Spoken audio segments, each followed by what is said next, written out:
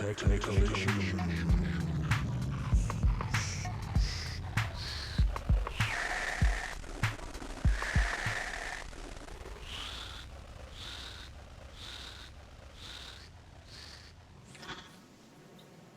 Feeding the monster.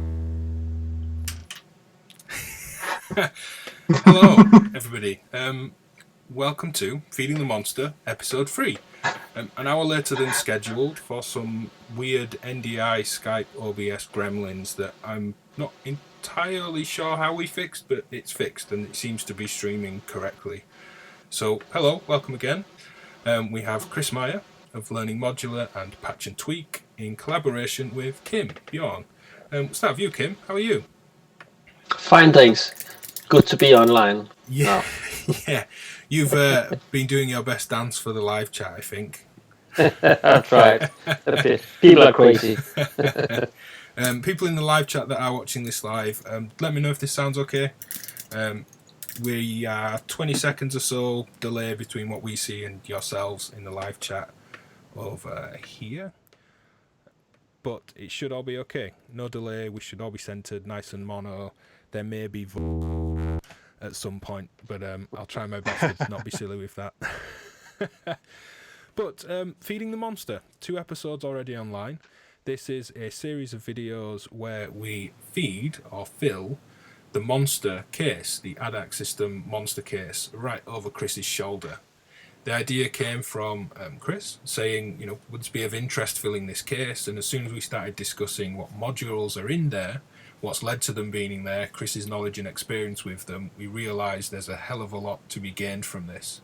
In the first episode, we covered power and sequencers and getting things synced, notes and triggers. We looked at oscillators and some wave folders last time.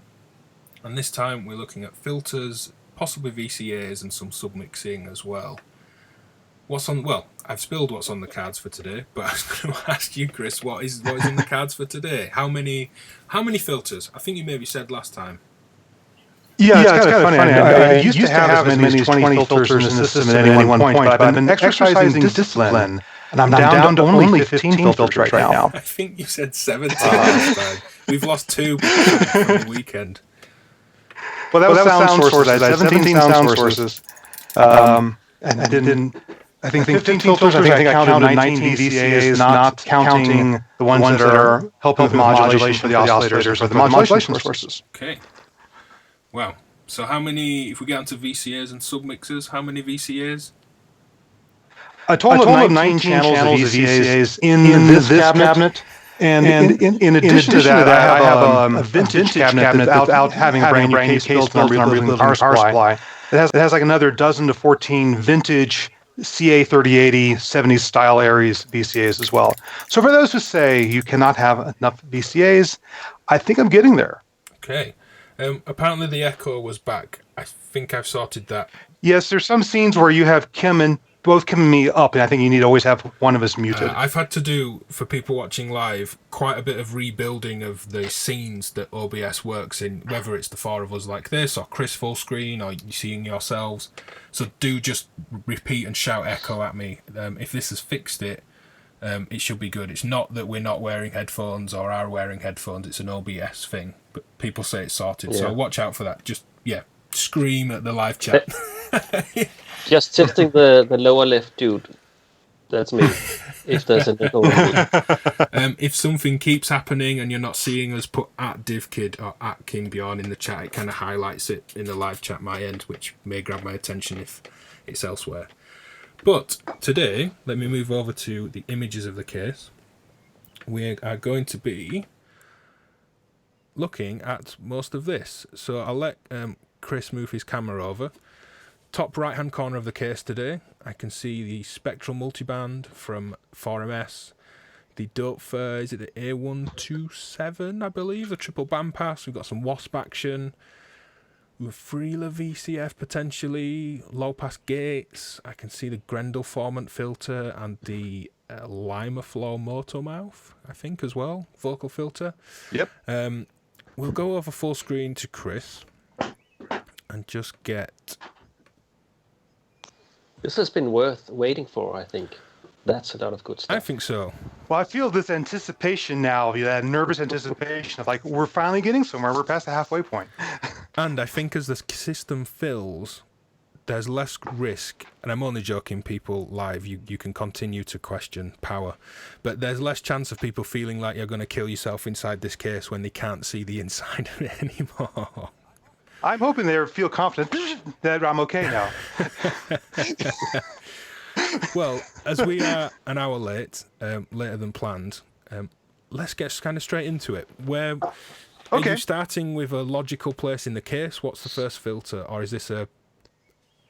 Well, similar to the way that I had built out my oscillators into groups in terms of digital oscillators, analog oscillators, unusual mixed sound sources, I kind of have my filters divided in a similar way, where I have what I consider to be like my Cadillac or Mercedes filters, my unusual or specialized filters, maybe based off a particular synth, and then unusual things like formant filters and resonators.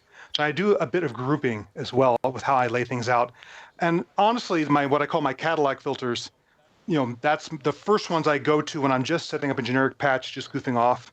But then when I want other flavors, then I move up the case to other locations. The Cadillac of filters. I think some brands would be happy to be in that category. Definitely. Well, we got a few here, I think. And shall we launch in? Let's get straight in. Let's go. Yeah. So when I was initially planning out my case, this was around 2015, when there were far fewer modules than there are available now. And my goal back then was I'm going to have one of each, one Moog filter, one Oberheim filter, one Korg filter, etc. And I want the best of each of those. That was the initial plan. Things have gone today now where there's so many choices that I've kind of abandoned the one of each, best of each. And instead I am picking things more that resonate with me personally rather than trying to build a collection.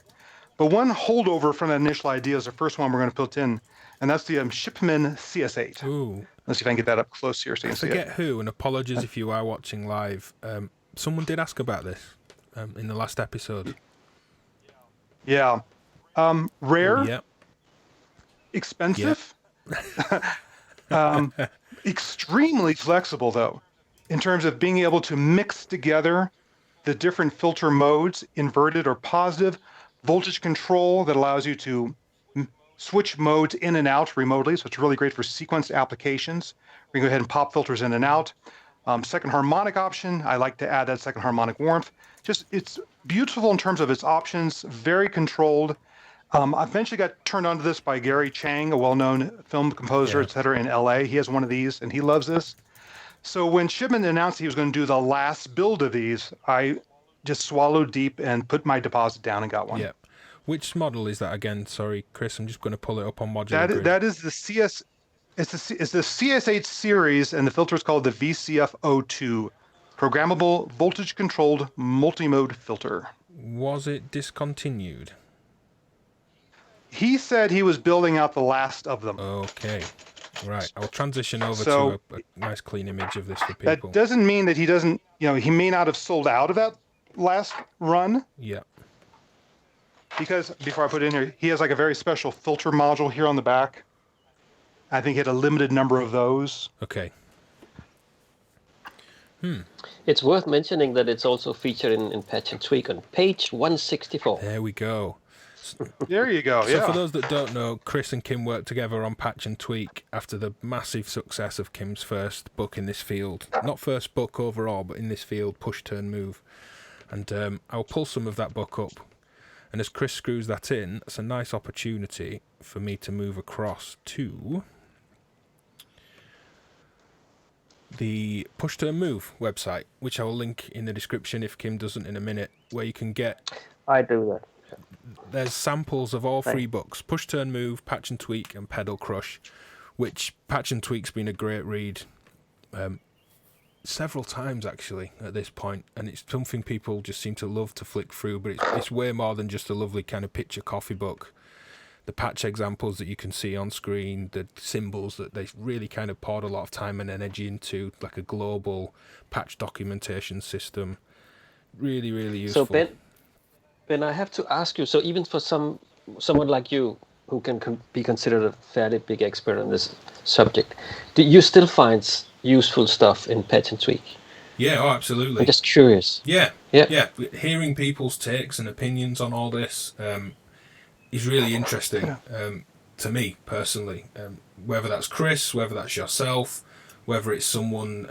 I mean, Chris and I, in some ways, do similar things. We make quite in-depth, technical, hopefully very knowledgeable and with experience demo videos that show how to use the stuff and teach synthesis. But even someone newer to it, or that has more limited experience in their range of modules, or the breadth of use, they're just kind of right into one thing and performing with a small case maybe. There's always a lot to be gained, I think, from hearing from people. Oh, great to hear. Yeah. I did gain a lot. It wasn't a beginner book by any stretch, just I'm into modular, I don't need to, I know all that. It was far from that for me. Yeah, we try to write each section of each chapter to be a ramp from the very beginning material to introduce a new subject for those who had not used modulars before, but that every section just keep ramping up the complexity and how advanced it was. And then we get to another topic, we start over again because we didn't want to leave anybody out. And a lot of users are just, I get problems sometimes with users who are like overwhelmed by getting started in modular, and I just tell them, none of us was born in knowing this stuff, and none of us know everything about it because it keeps growing and changing. So you're just at a different point in your own personal journey. Don't sweat that you're not where someone else is. Your journey may be different, but none of us were born knowing this. We all had to learn it. Yeah, exactly. A great example, my friend Tim that does the Podular Modcast over at Podmod, I remember him saying, and it's a story I think I shared when I went on his show again, I've been on a few times, that he said, I remember him asking what was surge early on, and I remember him saying, I feel so stupid, I've just asked what surge was. I said, it wasn't that for me at all, and I certainly didn't know what surge was when I found Eurorack, never mind all the experience and the years leading up to that. But for me, as a listener of his show, what I loved about that was I kind of rubbed my hands together. I was like, oh man, he's going to have fun when he finds out what this surge stuff is. I love that kind of openness to the sharing from the start of everyone. And there's, a hell of a lot to be gained from everyone. Let's ping back over to you full screen, Chris. Yeah. There we go. So the next filter I'm going to put in is one I also very much love, the Rossum Evolution. Dave Rossum, Emu Systems. I'm watching myself in a mirror image on the computer screen. That's why I'm getting my panning down here. He basically took his filter that was much loved inside the Emu modular and then redesigned it to the nines to have voltage control, number of poles, voltage controlled Q, voltage controlled frequency, voltage controlled distortion, and all this jazz. And this is another case of what I would call a Mercedes or a Cadillac filter, in that it's rock solid and it does exactly what you ask, and it's not going to get all that unpredictable. And like the Shipman, when you first start using something like the Evolution, you may go, oh, this isn't very exciting. It doesn't give me instant strangeness like some other filters might, like a WASP filter or something like that. But the more that I use it, the more I realized, it's doing exactly what I'm asking it to do, and it's doing it well. Behaving. And as it turns out, this is often the first filter I will reach for if I don't have a specific idea, just because I know it's going to do what I ask of it. I don't need to be, distracted by what the heck is it doing now.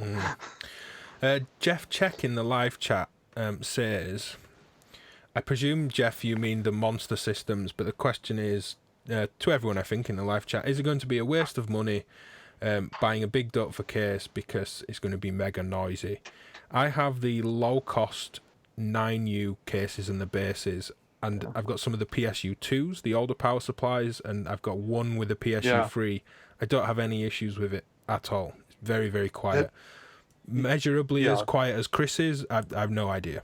They're not one against the other to check, but I know people with the monster cases from Doepfer that are very, very happy. Yeah, Doepfer on average has above average quality power. He started off linear, which is a more quiet system. He now has gone to a hybrid system with a higher voltage switching supply than a linear regulator taking it down. But in general, the Doepfer supplies are known as being quieter than average compared to other people's stuff. Yeah, I don't think you'd be disappointed. Certainly not. Nicely, I found, because I have patch and tweak via the magic of Kim and screenshots, we have this filter in Patch and Tweak as well. Yeah, and there's maybe Chris can, or you, Ben, can say something about the genus control. It's an interesting feature, I think. Yeah, genus is basically, Dave Rossum is an extremely smart person. And he particularly likes references to other scientific fields, such as genealogy and plants and DNA and things like that. So he kind of had fun with evolution and saying what was the genus of something, etc. The genus in this particular genus and species, the genus is how many poles. It can be a 3, 4, 5, or 6 pole filter. And rather than being a variable slope filter, such as the surge version, which we're going to put in a little bit later on, it actually reroutes the current flow through different poles in here. So the response is actually a bit lumpy or modulated or warbled as you go between different numbers of poles in this. So modulating that can give you some interesting character and changing the sound as well. But it's basically either to make it like a TB type filter, very little high-end roll-off with 3 poles, or to go to 6 poles, which is like a mega Moog filter, which even more round off of the high end. Yeah. Schmooster in the live chat brought up, and Tom Evans mentioning that watch the polarity of the cable or the direction of the cable, or we'll be watching a live disaster. Schmooster is keeping check across these episodes. I couldn't join in on the second episode, but did watch back. Thank you for doing so, and kind of tallied up what we said. Chris opened up a tally of how many modules we think he will fry by the end of this. I went with 1, Kim went with 2. Most in the live chat seem to say 0. Chris is very thoughtful, but there may be a slip up, especially after a full hour of trying to help me do technical rundowns in the background. Maybe today is the day that we'll catch Chris. Not that I know we were joking earlier how we're confident we are, and then we had an hour of problems. And something I'll point out about Rossum modules is that he is one of those people who do reverse polarity protection, and you can see it right next to the power connector. Yeah. Where he says reverse polarity protected. Yeah, and that is a few cents, right, to protect a module. It's a few cents. It ends up being a slight drop in voltage. Okay. But if you design it from the start, it's really module manufacturers shouldn't make modules that we can fry anymore. We know how to solve this problem. But most of these companies are one-person shops who are just getting into this, and they have the learning curve that other people have already been through. So that's why some people's first modules don't have all the bells and whistles and protections of people who've been doing this for a while. Dave has been doing this for a while. Yeah, absolutely. Nigel Mullaney in the chat, hey Nigel, says he's been breaking systems down into a smaller series of instruments. That's been big on his focus lately. But he's got a feeling of having a monster system. Chris very nicely in episode 2, I believe it was. People should just go watch all of it if they haven't. Several hours of experience and knowledge across these chats so far. But you spoke about how this is a large case, but it still is an instrument. It's not like a bookshelf or a collection. This is still you building an instrument, much how people do in 6U or 9U. Yeah, and it's been a bit of an evolution, I admit, because when I started, as I mentioned at the start of this cast, the idea was just to build a playground. I wanted to have a wide spectrum of modules, so whenever something popped into my head, I could go explore that idea. And this case is still based on that idea of having a lot of different choices so I can pursue different synthesis techniques, different sounds, etc. But the more that I've been composing and playing live, the more this has evolved into being an instrument where I really think about how things are laid out, how's the flow between things, how do I get multiple voices out of it, and also it being just a real reflection of my personality or my multiple personalities in terms of what types of sounds that I like. So yeah, it's not just, these were inexpensive up on eBay or on Craigslist this week. Each one of these are in here because I've carefully thought, do you match what I want to do with music? Do you do it better than this other module? Yeah, absolutely. Someone's mentioned as we brought the Dopefer cases up, the PSU2 has no 5 volts in it. I have some of Dopefer's own little regulator things that you put on. They're okay. Mutable Instruments made one for a while, so did Make Noise, a little adapter that you put on the bus board. But you don't have 5 volts in this big power system either, do you, Chris? You have, are they Clavis? Yeah, I do not have 5 volts. I just have a giant 12-volt supply and just a large rather than giant minus 12-volt supply. And whenever a particular bus needs 5 volts because a module requires it, my favorite solution to that personally are the Clavis no drains. Okay. These convert the minus 12-volt rail in your system to plus 5 and shares it throughout that bus board that it is plugged into. And what's particularly clever about that is most cases come with pretty balanced power, the same amount of power on plus 12 as they do minus 12. But you'll find that you'll end up needing almost twice as much current on plus 12 than you do on minus 12. So you have a surplus of power on minus 12. This will take your 5 volts from the minus 12 and balance out your power a bit better, which is particularly nice. And I've had some people who have CPU-heavy modules, like some of the ER modules, that when they've been taking it from the plus 12, it takes their whole system down. They don't have enough current. Yeah. They switch it over to taking it from the plus 5 and using one of these. Now their power supply can handle having power-hungry modules like the ERs in them. Yeah. So as we keep going, let's keep kind of bursting through modules. We're still in the Cadillac filter roll. What comes next? If you think you already have every filter, the filter you should get next, because it's really been underappreciated, I think, is the Rossum Linnaeus. I've not tried that one yet. It's digital, believe it or not, but it was his attempt to redo a nice state variable 2-pole filter. It's stereo. It has very high resonance. But the real party trick of this is that it has a built-in modulation oscillator. And he's done it so that you can actually do linear through 0 FM of the filter section.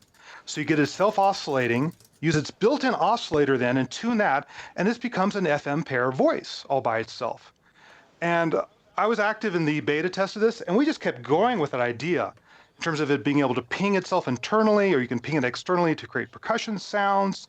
You can have its own VCO track at particular intervals of the filters, or you can separate them to tune them independently. This is like having a complex oscillator and a filter. It's just an amazing module, and relatively few people know about it. Yeah, I would say so. And you've had a little hand in this, haven't you, Chris?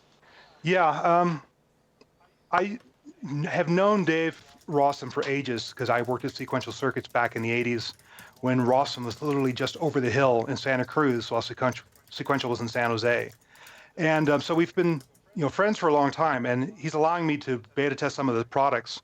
And although Dave is like extremely bright, he's a much brighter person than I am, he is extremely open at taking input from other users. So I've had some nice involvement in a couple of modules, including Superbooth. When I saw this at Superbooth last year, I went and thought about it during the night, and I came back to him the next morning. I said, what would make this easier to use? What if there could lock in the modulation oscillator to the filter cutoff? Because I was afraid you're saying, well, you're trying to tune your external VCO, and you're trying to tune your filter, and you're trying to tune the modulation oscillator. That's a lot to manage. If you could at least lock the modulation oscillator to the filter cutoff, you'll have something constant going on, and you don't even need an external source at that point. And Dave said, sure, let's try it. And we tried it during beta, and it's just been great fun. I love this module. Awesome. Tom Evans in the live chat said, are you using the CV and gate headers on the bus boards? I said I was 99% sure it was a no, but... Yeah, I'm not, because I would then need to run those connections between all of the bus boards as well. Yeah, for that to be useful.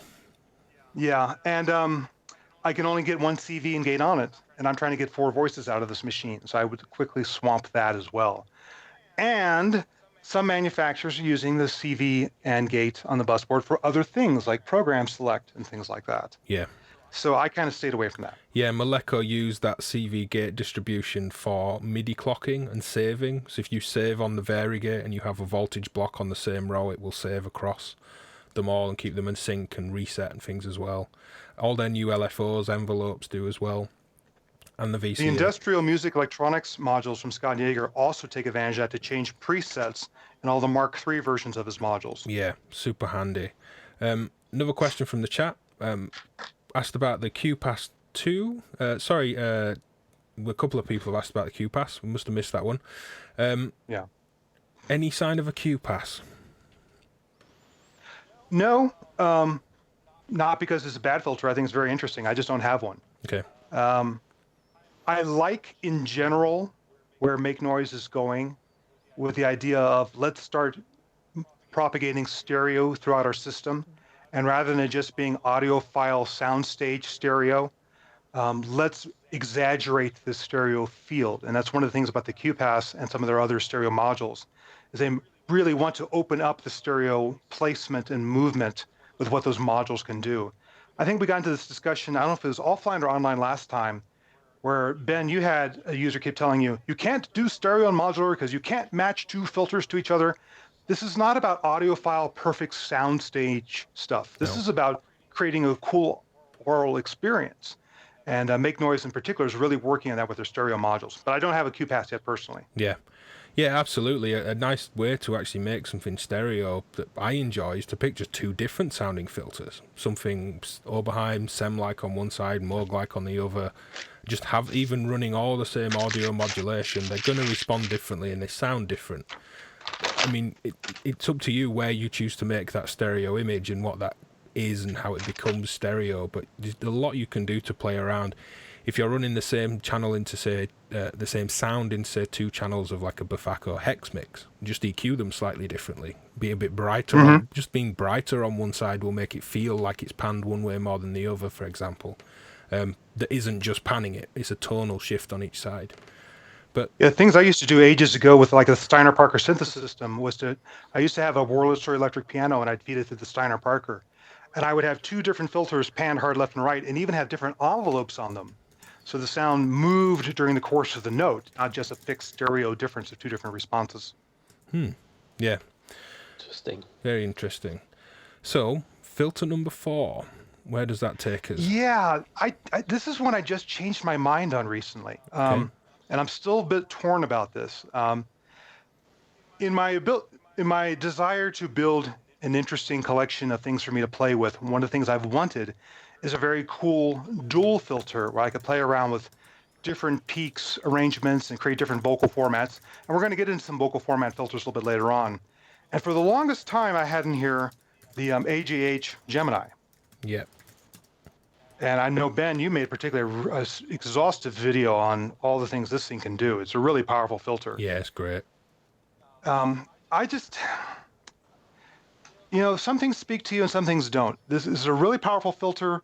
But when you say state variable, I have in my head an oral image of an Oberheim SEM filter. And I even sold my SEM filter to replace with this, but they don't sound the same. So I'm kind of like juggling now where I went ahead and bought another Oberheim SEM filter, and we'll talk about that a bit later on. And I've temporarily, for now, taken this out of the case. And instead, I just recently got this, a Kaos Belgorod. Nice. Because I know a lot of people, and even Kim, like, ooh, a lot of people speak very highly of the experiences they've had with this filter, and it has all these different options of how to combine the two filters to create multiple peaks, etc. So this is a brand new acquisition. It just arrived Monday, so I haven't even heard it yet. Please put the lower left dude back in his spot. I'm lower left in this one, I think. I don't know what you mean, Wambra. Someone did say, just to talk about these metal strips, looks to be distributing power in the case. For anyone curious about power, around 9 minutes into episode 1, after a massive echo fest of technical issues that didn't happen until we actually went live, we do go through the power in detail. But basically, there's two big power supplies in this system, one for plus 12, one for minus 12. And those bars carry the ground, the positive and the negative. And it's a much more efficient way to get the power to the bus boards. That's right, Chris?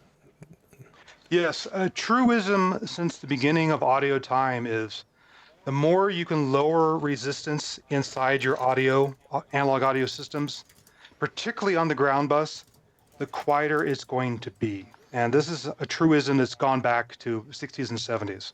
So a lot of this is me trying to reduce the resistance in my power system, particularly on the ground, to increase the ability to drain any noise away to that ground.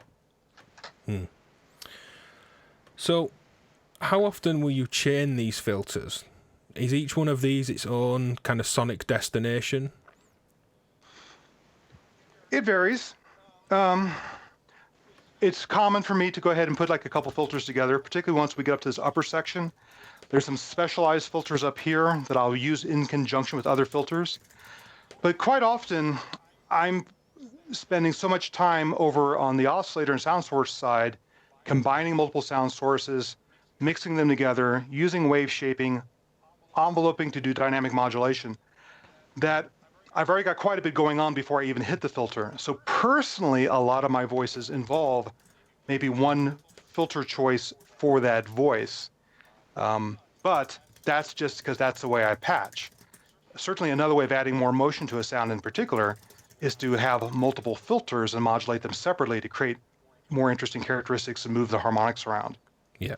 How about you, Ben? Do you use multiple filters a lot? Sometimes. I like to sometimes just think of the filter almost in a similar way to what you said, as thinking of it shaping the oscillator as opposed to being the kind of brunt of the actual shaping and filtering in a traditional synth setup. So it may be that I'm imagining starting with a wave that has less harmonics than it currently does before it then goes downstream.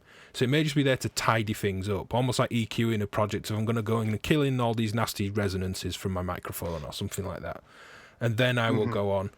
I tend to chain either to build phasers, notches and band passes moving around in mixers, or a low pass into a high pass, or the other way around.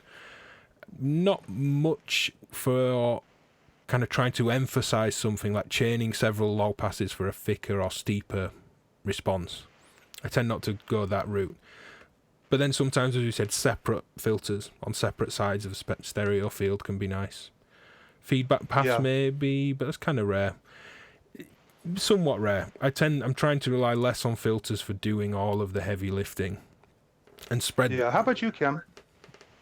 No, it's a bit like Ben, I think, but I recently got the qubit tone, which is just for practical reasons, having like 4 filters like that, in one module is very practical for my travel case. But other than that, I like the search random source variable Q a lot. Pinging it. I know you're coming around to that. So I tend to try not to use filters actually, but I actually always end up using them a lot more. Yeah, there's always the West Coast approach of not using filters or just using low pass gates.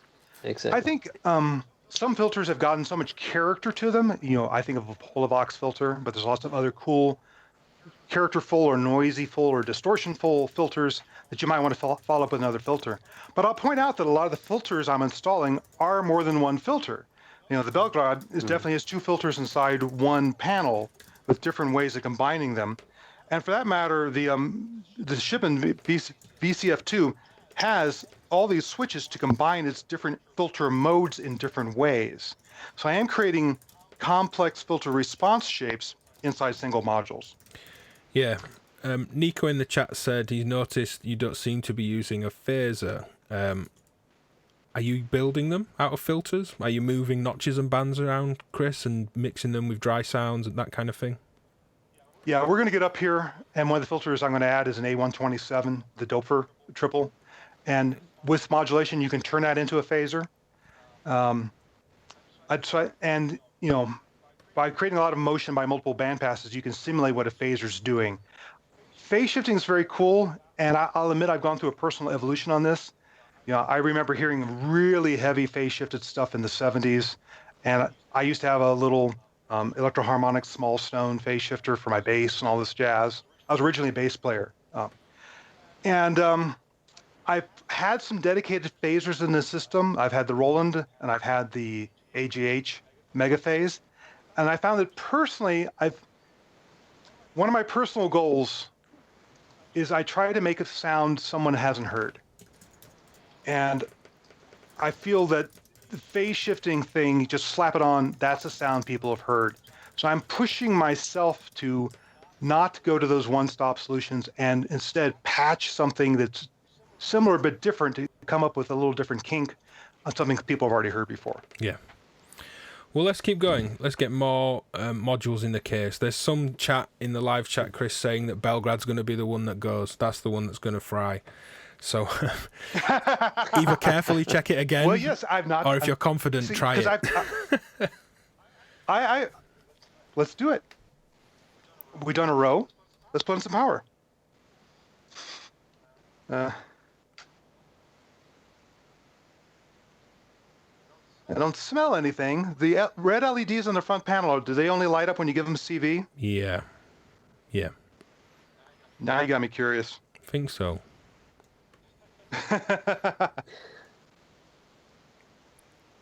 Looking good so far.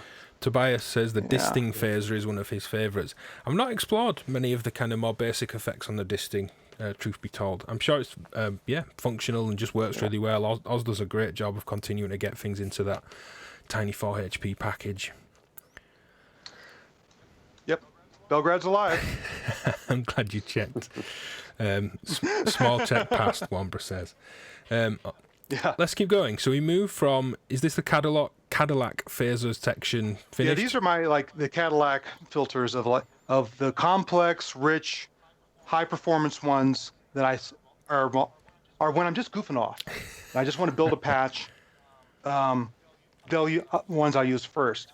Now, on the other hand, quite often when I'm making a sound, I have something pictured in my head I want to do. And that's when I go to specialized filters. And that's what we're going to start building out next. There are my specialized filters. Okay. And I'm going to start with a couple of Surge random source ones. First one that's going to go in is which one is this? The variable slope one. Okay. This is a lovely sounding filter. I've had this. I particularly like this in effects chains, believe it or not, because it's really nice for carving out, particularly what's happening in the feedback path of a delay, etc. You can choose a filter mode, but then also the filter slope and the resonance. It's like a fantastic equalizer almost. And when people talk about chaining filters, I guess this is something I might even consider using as a post EQ. Yeah. Just because I can really carve a sound with this one. While you're doing that and installing that in the case, Chris, there was a question that I wanted to ask everyone at the start, and having had an hour of technical difficulty before I went live, I forgot. I was thinking about wave folders the other day after you'd put them in your row, playing around with some of mine. And some wave folders, the manual level control and the CV relative to that will take the level from nothing, the signal is fully off, and then like a VCA opening level through that folding stage and back down to nothing again. Other folders will take an oscillator at the input and start at kind of unity and then add the effect of folding to an expected level. It doesn't then bring that level right down to off. Do either of you and anyone in the live chat have a preference on that? Do you want your folders to close fully off in level so you can control the amplitude up to the point of folding and through the folding? Or do you want it to stay like an effect that is added to the input and doesn't silence the input?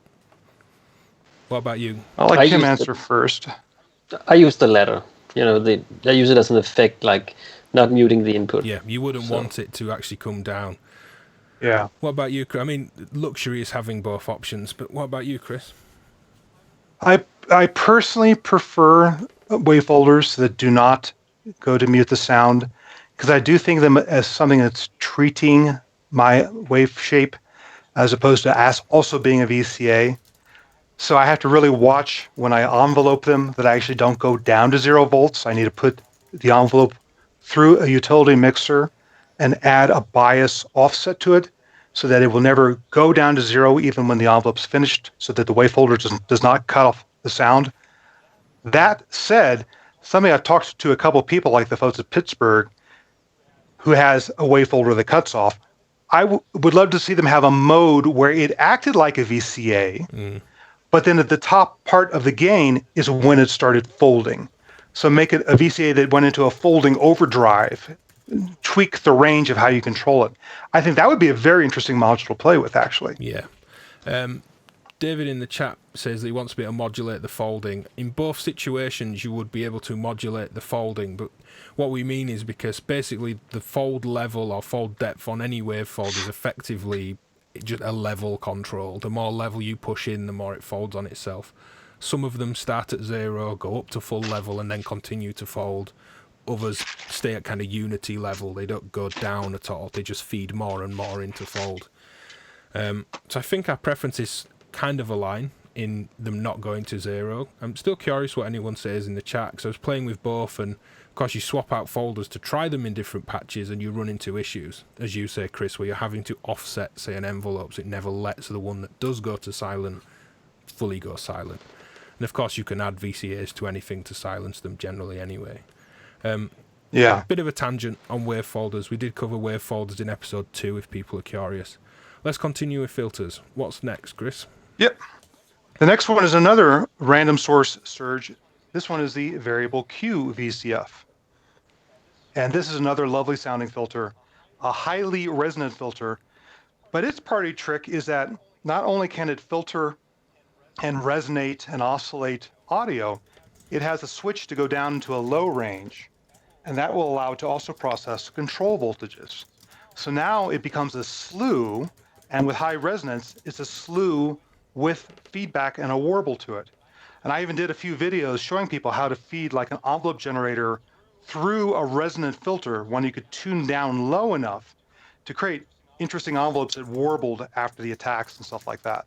So this is a versatile filter. Not only is it really good to ping for percussion and things like that, I use it as a CV processor as well. Yeah, absolutely. That getting into that mindset, using modular and realizing and thinking of these things, kind of what they do as functions at the core, that a slew limiter is effectively a low-pass filter for sub-audio. So sometimes you can use a slew limiter like a low-pass filter, but it's barely any CV or knob turn to actually cut right off of the audio range. And vice versa, some filters will go low enough, as you say this one does, Chris, to process CV. I love the little resonant envelope trick. So as you hit that peak, you get kind of a wobble added to it. It's great. We actually have that screen dump of that in Patch and Tweak, where we show that little wobble. Let me find that. I think I've got that here. But I think what you're also mentioning, Ben, about using the filters as a slew, that's some of the stuff you might not know when you're new to modular, right? That's some of the little things you discover maybe plugging stuff. Yes, it's not just an audio device. You can go ahead and, because it's modular, you can patch things to things you're not supposed to try out all these different ideas. Yeah, exactly. There's an example of this ringing envelope or resonant envelope on screen. You can see on that scope shot, the blue trace is an envelope. The attack rises very quickly, decays to a sustain, and then releases. But around that decay point, there's this green overlaid wobble. And the slew rate, or effectively the low-pass filter's cutoff, is what would tune the frequency of that kind of added wobble to the front end. I really like it for taking kind of what happens when you hit a bass drum really hard. It pushes through the skin and then will kind of wobble to a steady tone. It's great for emulating percussion. Yeah, because in that case, it's stretching the skin so much that it's pitch bending it. Yeah. And then it's going through this warble. And actually, Verbose has, I forget the name of the module, but a new CV processor that has that resonant stage added into the CV processor to do those sort of tricks. That's one of his newer modules. We talked about that. I talked to Mark about this at the Dutch Modular Fest where we released Patch and Tweak, actually. And then a few months later, he came back and said, it's funny you brought that up, because that used to be in one of the Fortune modules, some custom-built Buchla Surge modules for CalArts. And that was one of the functions in the infamous one-off Fortune modules, and he wanted to recreate it in Eurorack. ODNI Music asks, any thoughts on the stereo dipole? I love it, personally. I have a very long stereo dipole. Let me find the video and I'll put the link in the chat. Yeah, I've heard nothing but good things about the stereo dipole. SSF, for those who don't know who makes it. Yeah, is that just something you've not tried yet, Chris? I've not tried it. As much as I love filters, and I go between 15 and 20 in this case, and I have other filters elsewhere, I still have not tried every filter. And also, I haven't really gotten into the stereo filter thing as much yet. People have been asking that in the chat, etc. I like stereo imaging. I think stereo imaging is something that's underdone in modular and something we should spend more time thinking about. So far, personally, most of the time I either have mono sources and then I'm playing with stereofying them downstream, or I have stereo sources like stereo loops from the bitbox or outputs from rings, etc. That then I'm trying to, I don't put them through stereo filters necessarily, I put them through other stuff. But I like that we're getting more stereo and modular because I don't think people have been playing enough with the sound stage, and I think that's one of the new frontiers in modular. Yep. We did have another question. Tracy Harms in the chat. Hi, Tracy. She asks, can the filter 8 be used this way, the resonant envelope example? Yes, it can. It will slew CV and sub-audio signals, and you can add that resonance onto your analogs filter 8. That works very well on that filter. Now, some filters, like the next one I'm going to install, won't let you turn them down far enough from the front panel control to get a slow wobble on an envelope. But if you then feed them a negative voltage to their control voltage input, you can usually pull them down another octave or two to get them down to a range that's better for processing CV. So if you have a filter where you're trying that and you're saying, yeah, I'm not really hearing it, try putting a negative CV into it to see if you can pull it down into an audio, to a more of a CV range than an audio range. Yep. That works. That's a nice tip. Yeah, it works on a lot of modules, actually. The Rossum Trident triple oscillator will go a lot lower with a negative voltage. And Marco from Rossum gave me a nice tip that if you, because their pulse wave will fully kind of silent to a fully positive or fully negative signal when you're playing with pulse width and the sound disappears, that's giving you a DC voltage. So they said without an external negative voltage, just turn the pulse width right up, patch that into the FM of the next one, and you have an attenuverter to then use that voltage to pull it down or pull the frequency up. So you can on-board kind of drop the thing sub-audio with a single cable, which is nice. Cool. I did not know that trick. Cool. That's a good one. I'm being told to convince you, Chris, to add a Fumana from Frap Tools. I have a Fumana. And I'll give a little secret because I say, well, this is my case. I'm sticking to this case. The very top of the case, I've actually added some Velcro on top of the case. So I can stick in satellite cases. And one of the things that's gone in and out of that satellite case is indeed a Fumana. Good. Good. It never ends. No. We can do this maybe there's a summer edition of Feeding the Monster. Now you've cracked this power thing, you just have to roll this out en masse over several cases, Chris. Well, the funny thing is that I'm looking at my gigging case, which, as you said, is its own beast, and I'm thinking about doing something pretty radical with its power. So we'll see. See how that goes. A whole other set of videos potentially on that one. Let's keep going. So what else goes into this row? Oh, Wasp. The Dope for Wasp has had a lot of love in the chat so far. Yeah. This is fun. I have had the good fortune of playing a Wasp. When I was at Sequential Circuits, Rick Huber actually had one of the original battery-powered Wasps. And it does have a fun sound to it. Yep.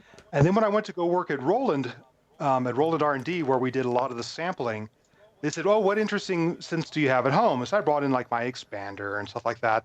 But then I borrowed Rick Huber's Wasp, and they laughed. What is this plastic thing? And then they plugged it in and went, this sounds really good. Yeah.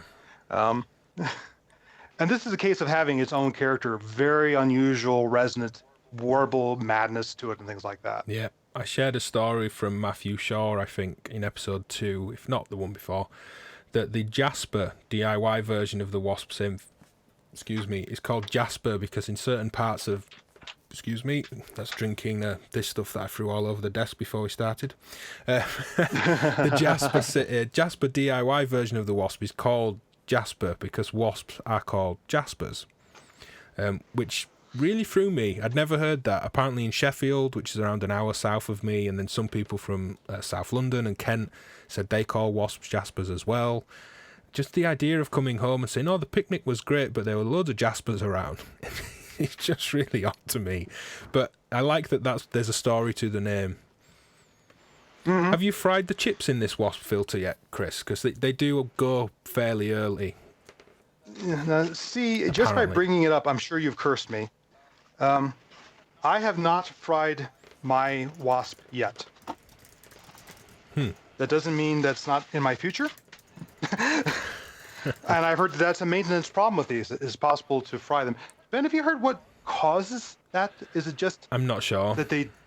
Is it just age, or is it electrostatic shock, or is it feeding too high of a voltage into an input? Is there a particular reason why they die? I'm not sure. I've not heard if it's a static, as you say, a static thing over voltage, a particular inrush power problem or something. No idea. I know a couple of people that have, and you just swap out one of the chips on the back. It's not a huge kind of surgery to undertake. And that's the nice thing about a lot of the Doper stuff is that, it is old school through-hole stuff with socketed chips. Yeah. So it's much easier to maintain when something does blow on these things. Yeah. Yeah. Good shout for the Anamodule SOB filter in the chat. Mm-hmm. That's a nice thing. Mm-hmm. Very capable little filter.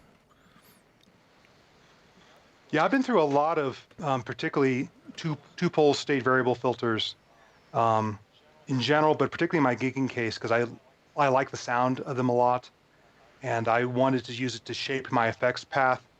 But it's really hard to find a state variable filter that's also quiet. Unfortunately, they tend to have a lot of noise. So when I'm processing audio through them, the noise becomes more apparent. If I'm just running a full level oscillator, you never hear that noise. But running other audio signals through it is a problem. So that's one of the reasons I'm excited about the Rossum Linnaeus digital state variable filter, is that it is dead quiet. Tim in the chat says, any Italians on here who thinks a wasp is a Vespa in Italian? I don't know. Vesper, the scooter. Maybe it is. Kind of zip around like a wasp on a Vespa. That would make sense. Or maybe the sound of it. Yeah. A few people saying that the chips get very hot, and it's something to do with how they're driven. Tom Evans, you think modules are expensive? Try thousands of HP worth of Knurleys.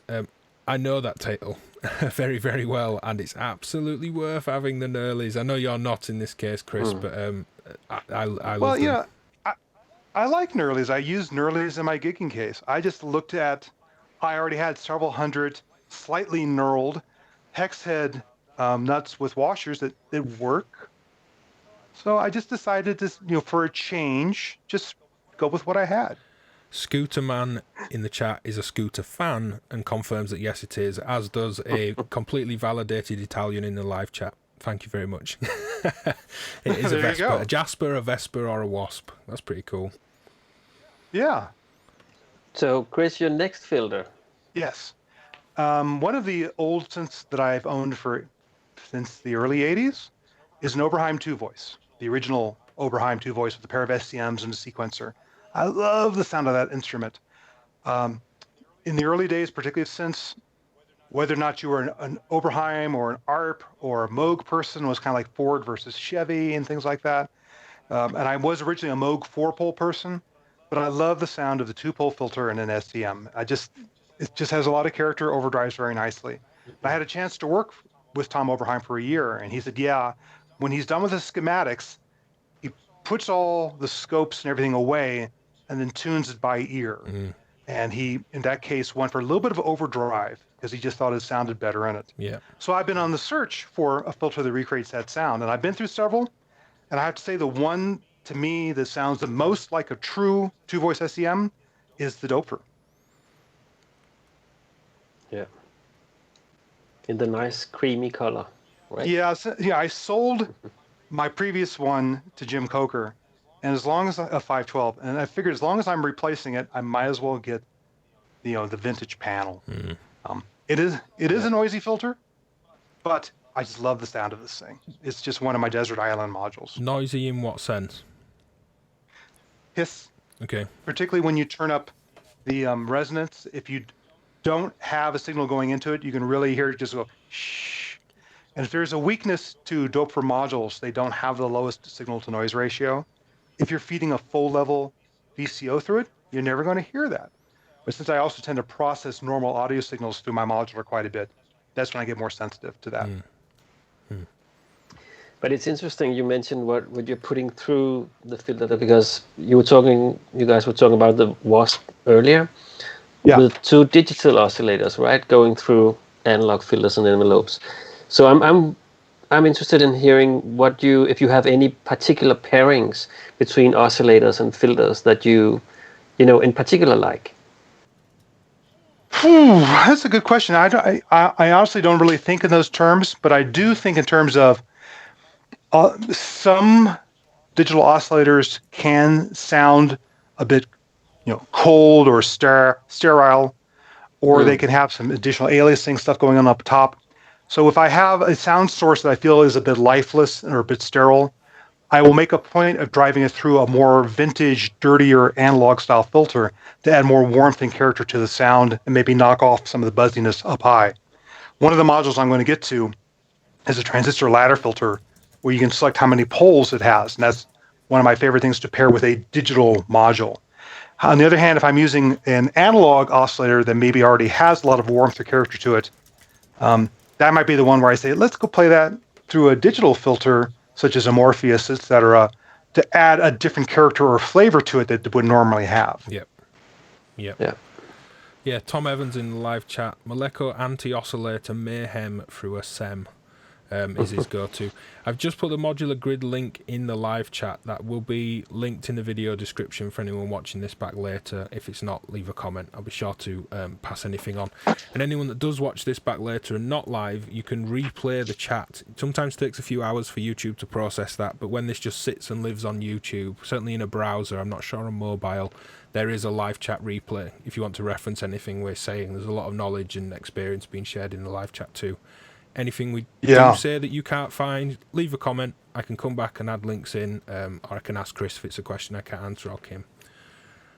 Yeah, and something I've been doing for my patrons, my subscribers to patreon.com/learning modulars, I've been going back through the broadcast so far, building an index of topics, but also answering stuff in live chat and really elaborating on a few subjects there as well. It's really useful. So any more dope for filters? Yes. A few. They're a great bargain. They're so affordable compared to other options. And Dieter has made many different filters with many different sounds and done a nice job with them. So yeah, I mean, someone kind of snickered when they saw a Doper module go into the case during the first day. They're great value, don't look down on them. And then I'm about to put another Doper in. I was looking for something that has a really nice Moog-ish transistor ladder filter sound. For me, the sound of the 70s is like a Moog or an old PBG modular, etc. And it has that congested sort of sound of like there's a beast behind a wall, and that filter is the wall. So I listened to a whole bunch of different Moog or transistor ladder filters, and they each have their own characters and different reasons. We talked about Alan Hall's one for the Mini Moog, very nice one. But the one that I liked the most was actually the Doper A108 VCF-8. Okay, not tried that one. Not only is it a transistor ladder filter, it's an 8-pole transistor ladder filter. So you can really get that muted, muffled sound if that's what you're going for, my nostalgia sound. And you have access to the different outputs for the different poles. So this is a very flexible filter of like, I want a low pass sound, I want a transistor ladder sound, but maybe I want some more high end, or maybe I want less high end. I can plug into the different outputs to decide how much the high end is getting rolled off. Okay. Nice. It is not skiffable. Okay. You can see it's pretty big. Yeah, but the cases, so you're fine. Wow. Yeah. So what are the CV inputs controlling in this case? He has his normal ones where he has, one thing I like about Doper modules is he tends to have attenuators on the CV inputs. Yeah. And he does have one directly to frequency, but he has two more CVNs that with their own attenuators, so you can mix together like an LFO and an envelope driving it. Then he has an audio level control, and other than that, just feedback. He also does have voltage controlled Q on this as well. So it's audio in, 3 CVs for the cutoff, and then frequency. Excuse me, feedback, regeneration, or emphasis as he calls it. Yeah. That's nice. That's a lot of options. Yeah, and it's not that expensive. That's an interesting point about QCV or resonance CV. How often do you find you actually use resonance CV? I'm really kind of hot and cold on it. I'm either throwing in odd accent patterns, which are gate signals, maybe less frequent than my main rhythmic information, or odd little triggers for spikes here and there, or I'm just totally not doing it at all for weeks on end. It's not something. It is. I can speak. It is not something I use on every patch. However, I'll quite often take a second oscillator and FM the emphasis, the feedback, just to get a different, dirtier sound out of it.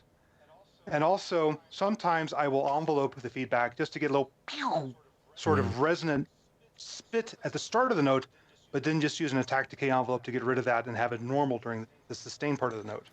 I find having a separate envelope to the one that's doing the cutoff modulation most of the time helpful. Exactly for the reason you said, to place where the peak of that changing resonance is. What about you, Kim? Do you tend to use much CV over resonance? Does it come into your workflow at all? Mostly the frequency, to be honest. But it reminds me actually, Ben, not to brush over the question, but your patches in Patch and Tweak, where you talk a lot about animating with different LFOs and different envelopes to different parts of your voice. Maybe if you can find that screen, then we can. There we go. Look at it, yeah, because I find it really, it's a really interesting approach. Yeah, that beautiful or fugly face up in the corner there. Yeah, it was a kind of ruler-free trio, that kind of patch example. But the thing I was really going for there was animating a filter's cutoff with something that's event-based, something that is free and smooth, and something that is random. That tends to be the kind of magic thing for me with any kind of modulation of filters or folders, or not so much envelope times, but certainly kind of tonal changes. So the envelope, very, very common, an envelope modulating a filter's frequency. So having a mixer, and I think mixers, there's all these sayings of you can't have enough VCAs and how they're the hero of the modular system. I think mixers are right up there and really underrated. So with a mixer, if you don't have all these inputs, which many filters don't, having an envelope, so you can mix that in an LFO or some smooth fluctuating random that just drifts freely, no hard edges, just smoothly moves around, either sync to tempo with something like an octo controller or a Pam's New Workout, or completely free. I often prefer it being completely free because the envelopes are event-based, they've been played in time, clocked or rhythmically triggered. And then some stepped random, usually, sample and hold. So every new envelope is also, if you think of it as being offset randomly, the envelope has a set level on the mixer doing a set amount of movement on that filter cutoff, but the stepped modulation, the sample and hold, is also moving that base level at which the envelope will move from. And then over time, the LFO is also maybe just slowly pushing that knob up and down. And I find that to be a really kind of magic way to animate things. Have you been using your OCT module like that? Yeah, I tend to mix OCT to create fluctuating random from that. So mixing multiple free-running LFOs, and for anyone that has just multiple LFOs, it's really nice with a Batumi in the free-running mode, or again, multiple simple analog LFOs, mixing them in a mixer. And it starts to feel like fluctuating random. If you get the levels right, you don't tend to notice each one cycling so commonly that you may with, say, just two of them at an even level. It's kind of pushing and pulling and ebbing and flowing. That works really nicely. Yeah, I agree with the idea of having multiple things going to the filter. I like the sample and hold idea a lot in particular. And a little bit of random variation, because as I mentioned before, I have a low boredom threshold listening to music. And once I hear a really cool patch, if I've heard the same sound for two measures, I start going, oh, okay, well, now what? Yeah, that's where that free running comes in the LFO for me as well, that it's not... I love tempo synced LFOs, where over, say, 4 or 8 bars, a ramp builds in intensity, drops again, builds in intensity, but it cycles, and it starts to be repetitive. And I find if my sequences are repetitive, but my modulation isn't, that buys a lot of time and interest for me when I'm working with a patch. Cool. Okay, Definitely. let's keep going. So where are we at? Yeah. Yeah, next filter is a particularly strange one. There's a class of filters out there that change the cutoff frequency, not just with smoothly varying resistance or capacitance, but by switching components in and out of the circuit at very high speed, so that they average a certain value. A common thing is something called a switched capacitance filter. One of the earlier industrial music Harvest Man ones, Bionic Lester was a switch capacitor. LB has a switch capacitor filter. And they're known that if you bring the modulating frequency for the component getting switched in and out down into the audible range, you start having an additional harmonic spike or other interesting or aliasing effects going on. And then at Superbooth last year, we ran across an interesting person from Australia whose name is escaping me, who does both Eurorack and Buchla modules. And he had all these different filter topologies I never heard of before. So that sent me searching for, I need to find something like that that allowed me to create some interesting sounds. And I ended up not getting a Bionic Lester. I ended up finding this kit part, originally designed by Barton Musical Circuits, called the Switch Resistor VCF. Okay. And there's a great demo on this up on SynthCube, actually. Okay. And if you take a second oscillator into it and use that to set the frequency at which resistors are switched in and out, you get a multiple resonant peak thing going on with the filter. It's almost like a format filter, very vocalish sounds coming out of it. So you use one oscillator for the sound source going through it and another oscillator to switch the cutoff of the filter, and you come up with some very cool modulated vocalish sounds out of this thing. Wow. A few people in the chat, I was waiting for my moment to jump in, but they say it's the dude from Metro Modular, Justin Harrington, is who you're thinking of, from Metro Modular. Yes. The interesting Australian. Next to the other interesting Aussie, Morgan from Wrong Electronics, usually. Yeah. They occupy. They would buy you guys at Superbooth, if I remember right. You were in the same kind of row in the foyer. Yeah, Wrong was nearby the where Bjux was at Superbooth. If you remember right, Kim? Yeah, I think so. Yeah. Yeah, we had an Englishman come Aussie man, Gareth from Oscillosaurus, who I couldn't say Oscillosaurus. There's like nine false starts to that demo. I'll have to find that and do a blooper reel at some point. Was it the fatigue or the beer? Not the beer. This is the same beer that half of which went all over the desk before we started, before the tech problems, that I drunk none of. It wasn't alcohol induced, and it will be the only beer, I don't know, I may have all week. And Superbooth, yeah, I don't... And you spilled half of it. Yeah, well, if I was a good drunk, I wouldn't be spilling it, would I? So it shows my failure at that. Yeah, no, certainly not the boot. Probably fatigue or, I don't know. We came out of a conversation about Wolverhampton in England and how he'd not been there for so long. And the kind of care package of bourbon biscuits, wine gums and something else that I needed to send him across to us when I got back home. Mungo... That can only go wrong. Yeah. Nikos in the chat says Mungo are also from Aussie, from Australia. I don't know the Mungo designer or the modules, truth be told. But yeah, they're not. There's some cool stuff in that line. You'd like it, I think. It's some pretty glitchy stuff as well. Yeah. Granular oscillators, things like that. Yeah, weird granular delay oscillator stuff, and the percussion module, I remember, and the reverb looked really interesting. Clockable delays to create some interesting Carpus Strong type stuff, if I remember correctly. Okay, so with us being one more thing I'll point out about the switched resistor VCF I got from SynthCube is that it is a stereo module as well. Okay, so I didn't know that. People are saying you don't have enough stereo modules. That is another thing it can do. Huge Ackman is also an Aussie. We can do, but we don't need to list all the Australians we know in the live chat. I'm quite happy if it goes that way, but we are already late on this. Yeah, we're an hour late on this one. Let's wind Chris up and kind of keep it moving. That's for the after party. Yeah. Is this the last filter of that row, or is there more to come? One more filter in this row, and it's another Doepfer.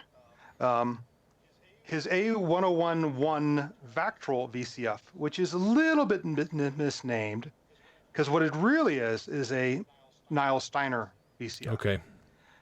And what I like, and this just happened to be the first module where Dieter Dofer played with Vactrols. So he put some Vactrols in some of the control voltage paths just to play with it. That's why he called it the Vactrol VCF. But for me, what's even more important about this is that it is the Steiner topology. And what Niall Steiner came up with was a filter that did not have different outputs, but has different inputs. You plug into a low pass input, or the high pass input, or the band pass input, which means, of course, you can plug different sound sources into each one. So I will plug one sound into low pass and another sound into high pass, then use the cutoff frequency to do a frequency-based crossfade between those two sources. Nice. I'm going to mention something in the chat where you screw that in, Chris, but move on from it because mixing is something that is to come. Just asking how you mix all these sounds. Is it an internal mixer like me, and they reference the Bafako, or external? Well, Chris does that. I'm both. There's a WMD here and Bafako, but I also run up to 10 lines out of the modular system to kind of multi-track out a project at any given time. 2 of those tracks are usually a stereo mix. I've built in the modular, and the other 8 are kind of the parts, potentially submixed down if there's lots of things going on, maybe bumping several little percussive things onto one channel. I like both. I like having the options. We're going to do some submixing in this, but mixers are coming more so in the next episode, right, Chris? Yes. My output mixers are in the next episode, and I am evolving how I think about mixing my modular, and that's something we'll talk about in the next episode. And here's one of my submixers right next to it. Is that, yeah, in the feed, yeah. This low-gain submix is kind of a grand central station in that it has multiple 3-input channels that you can treat independently or submix together. I use it to gather together a lot of my VCOs and wave shapers, but also it's right here next to all the filters as well. And one thing I wanted to point out for people who are looking for a Steiner filter is the Doper one actually has a mixer built into its output section to mix together the low pass, band pass, and high pass channels to carve sounds like notches, etc. out of it. Some people's Steiner filters only have like a switch to choose which mode, and for me that just kills the whole idea of that filter. You want the independent inputs. Yeah. What do you do for mixing, Kim? I do a little bit of everything actually. I have a sound card. I have the Moto Ultralight AVB card, which I use for plugging directly into the computer and mixing some stuff there. But I like to mix at different stages in my cases. I use something like the Verbus scan pan thing. And also the Qubit Synapse, for example, for crossfading also before going into filters, for example. So yeah, I like to have small mixers placed here and there in my systems, everywhere, or as being part of the modules, just like Chris mentions with this filter. Yeah. Which I don't have though, yet. Are we gonna do Yet. Are we doing a power test on this roll, Chris? Yeah, I was going to say, I'm going to do a power test in this row. Kim, the Doper is big and deep, but Blue Lantern Modules makes a couple variations of the Steiner filter that are much smaller and more skippable. So if you're looking at that, that's an option. So these are analog modules, so they're not going to give me LEDs, but I can certainly smell them if I smoke something. And I don't hear any hissing. No smoke. Oh, yeah, there is actually an emphasis one because he put that in the Vactrol circuit over on the Steiner VCF. So yep, that rose up too. I think no, I'm not going to say anything. As soon as I do, I will curse myself. Yeah. There's a few good Steiner filters. The Frequent Steiner from Livewire, which has been remade, I believe. I think there has been a run or two in recent years. Not Plan B, now it's EAR, Peter Grenader's stuff. Hard to get. The Plan B stuff, yes, not the new stuff. The EAR electroacoustic research have. I sent the filter on to Vlad at VPME. I forget its name. They have a Steiner bass filter that was really nice, kind of cutting sound to it. Bubble sound diode filter is another option in there too. Okay. So we move on to, we've another row. Yes. So this row is more for unusual character and sound shaping VCFs. I really like format type sounds. I like vocal sounds, but I also like to create resonances to simulate piped instruments and their characteristics, and also just like resonators. So that's what this row is pretty much dedicated to, is doing vocal-ish type stuff or format type stuff or resonator type stuff. And the first one, go ahead. I was going to say a particular favorite. Are you working left to right to left? I'm going to work this from right to left just to keep the bus board exposed as long as possible so I can actually reach in and plug into it. Okay. So early on when I was getting into modular, I said, yeah, I want a format filter. And there was originally two choices. You could get Three Sisters from Mannequins, or you could get the Grendel format filter. And at the time, I decided to get the Grendel because I found, this was personal, you had a little more direct control over where those individual peaks were compared to Three Sisters where it does things as a group. Yeah. That said, I do have a Three Sisters here waiting for me to play with it. So there's a possibility the Grendel might get replaced by the Three Sisters, Okay. depending how my tests go. But this is a lovely sounding filter as well, and it tends to go pretty cheaply because people don't value it as highly, but it's a really lovely animated sound to it. Do you tend to blend that in? If, you know, in a typical patch, you're blending in a moving formant sound. It's not the whole 100% wet through the thing. Correct. I don't envelope it as if it was a normal filter, which I know some people do with the Three Sisters, and I have a couple. I have some filters not in here yet. I have someone building for me a high ripple VCF from an old Electronotes circuit. That would be fun. It's kind of like the idea of multiple peaks, but you're supposed to envelope it. No, this one is like the pseudo phase shifter, move the formats around sort of thing, and then you put a normal filter before or after it. Yeah. I find the next one that's coming, which is the motor mouth from Limaflow, which is, I put the modular grid link to the setup in the live chat.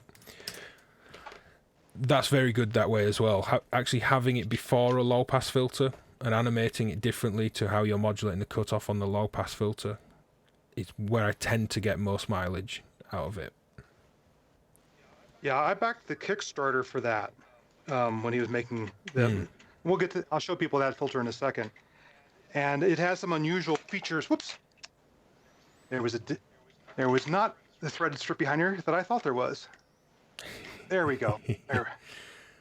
I think I've dropped the nut inside here. Oh, that's come up in the chat so far. No dropped screws. It's like, yeah, there we go. No modules fried. I had my first drop screw.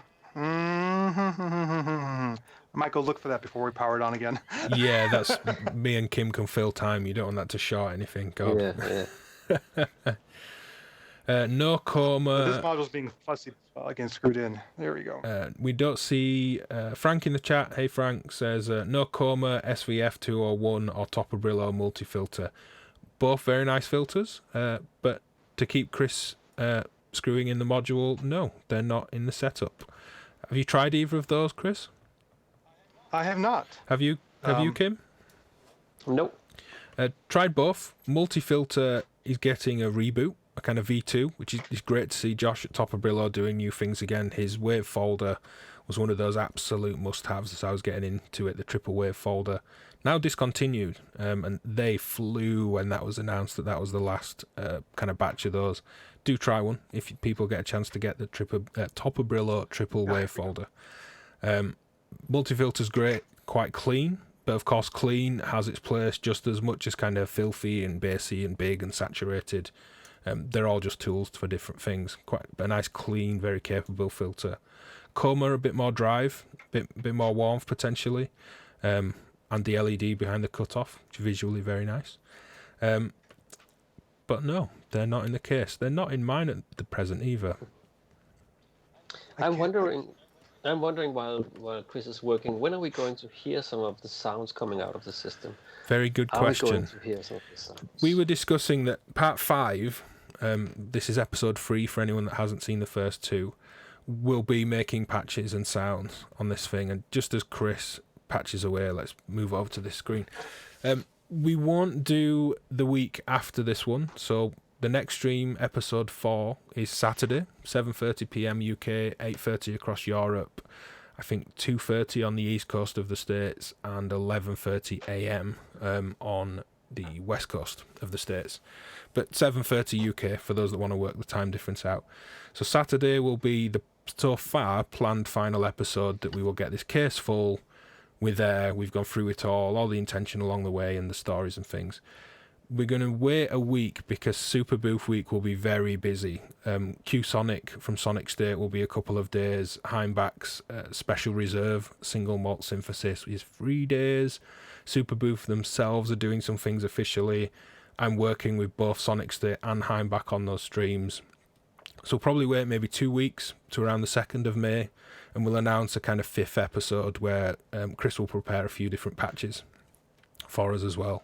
So any particular questions, we'll maybe round off the final episode on Saturday with that, any specific kind of key things to get in as audio. That gives Chris a couple of weeks to prepare then.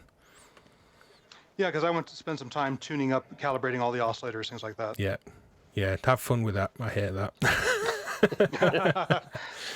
That's a full 5-day Get into podcast. a meditative state and just do that one day. Yeah.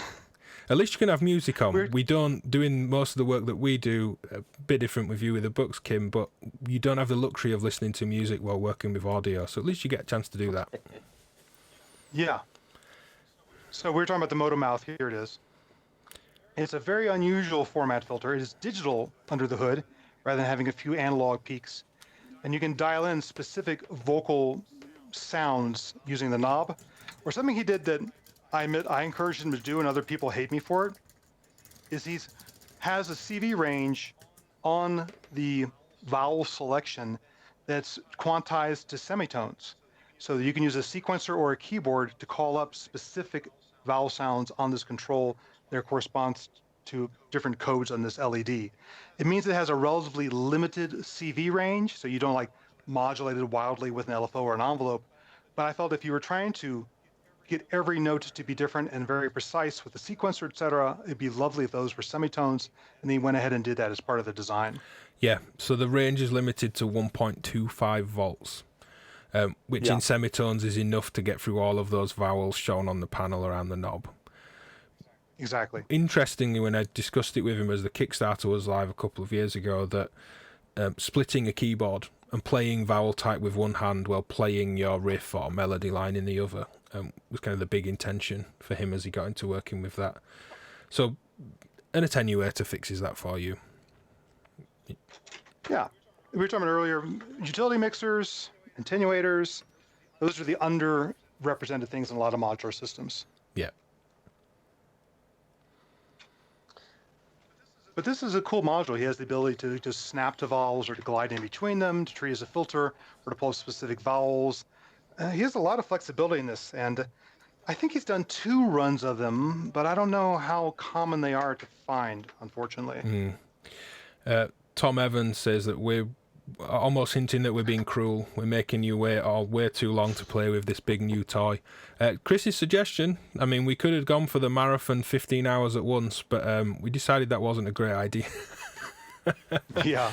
And having the time and not rushing these so that we can discuss along the way, I think really is where the kind of value of the stream is for me. It's the stories and the experience along the way, as opposed to... Yeah, that's the reason the 3 of us are doing this together, is we want to be not one person's opinion or just one set of modules, but we want to give people an idea of what's the criteria for selecting modules and how do you use them. And this is not a new toy, Chris, right?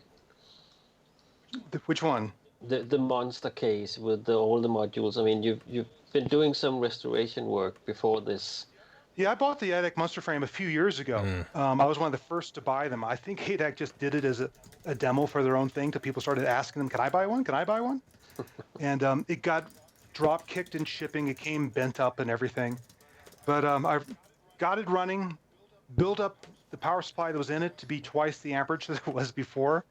And then I said, let's make this the test lab and make it very beautiful.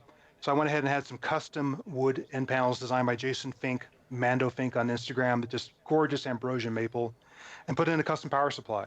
So I've had the system for a few years on my own personal modular grid. This is version 19 of the module layout in this case. But this is my attempt to build a new instrument. And in terms of using it, my wife is starting a new business and she wants me to do some music stings for some training videos she's doing. And I have to do those next week. So even though people think I'm waiting to get this done, I'm actually busy getting my own new training website up, then I have to compose with it next week. So this is not just faffing around. This is towards the goal. That's good. The deadline is the ultimate inspiration. It can be. Tyler J in the chat, as we're on formant, says that the Belgrad can be a good formant filter. So you're going to have to break mental process of the formants are on the top row and try that on the Belgrad at some point, Chris. Yeah, but that's what I'm looking forward to, is just the general idea of forming different peaks to create more vowelish or more resonant things like vocal cords, but also instruments like woodwinds, etc. So next, Yeah. did you have any more do it. chats to answer, or shall we move on? Let's move on. I'm just saying stupid things back to Tim at PodMod about utilities are key, they're the key to life, utilities are everything. I can't think of any more daft stuff to say.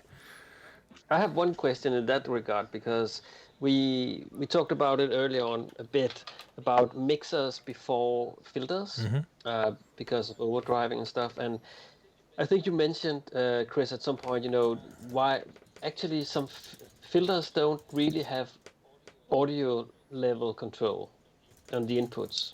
Not a Right. lot. Should they have that? Should more The filters have it? Shipman does indeed. Input and CV, but it does have input level control. Would you like to see more filters have that? Yeah, I really think, I know people are leaving attenuators off because they feel that, one, they need to make the module smaller, Yeah. and two, the reasoning is, oh, it's modular, you have them somewhere else. No. Too few users have enough attenuators and mixers in their systems. I use stereo headphone controls to be flying attenuators, by the way. They're more fine adjustment than the little coma sliders. But I like things that have input adjustments on them. And as long as we're on this chain about altering the sound of the filter and all these Doppler filters, I will say the one thing I don't like about the Doppler filters is that I don't like their overdrive sound. They tend to be a little sizzly, high-end distortion, or other filters like the Verbose amplitude and tone control does glorious things when you massively overdrive it. So it's something you have to experiment with on a per filter basis. Yeah. Yeah. Let's keep going. We're blasting through this now at good pace. Continuing the kind of It's late for some of you, I the know. specialist So the filter next- role. Doppler filter is the A127 triple resonant filter. And there's several things I like about this filter. One, it's like having 3 bandpass filters, or are they? But it also has multiple LFOs built into it as well. So it can do its own motion, its own phase shifting sort of thing, or have each of the bands with its own LFOs. They're not coherent, but doing different things together. Or you can externally modulate it. And one of the things I like about what many manufacturers do, Doppler included, is a lot of the modules have these jumpers on them, where you can change the character or some of the settings of the module by playing around with different jumpers. In the case of this filter, each section can be a low pass or a band pass filter. And I said, wow, I really want to have that available on the front panel, not something I have to take the module out for. So I originally built this little custom switch for myself of 3 switches on a little 2U panel with little jumper ends on it. So I could go ahead and plug this in place of the jumpers on the Doppler. So I had front panel switches to change between low pass and bypass. Nice. Then I found the most useful 1 HP module in the world. The Shankwork Pequeño Interrupter, small switch. 1 HP, 6 switches.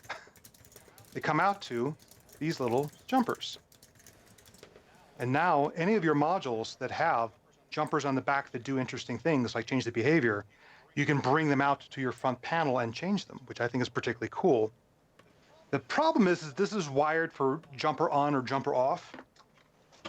And Doppler's stuff is set up to be jumper connecting 2 wires or jumper connecting 2 other wires.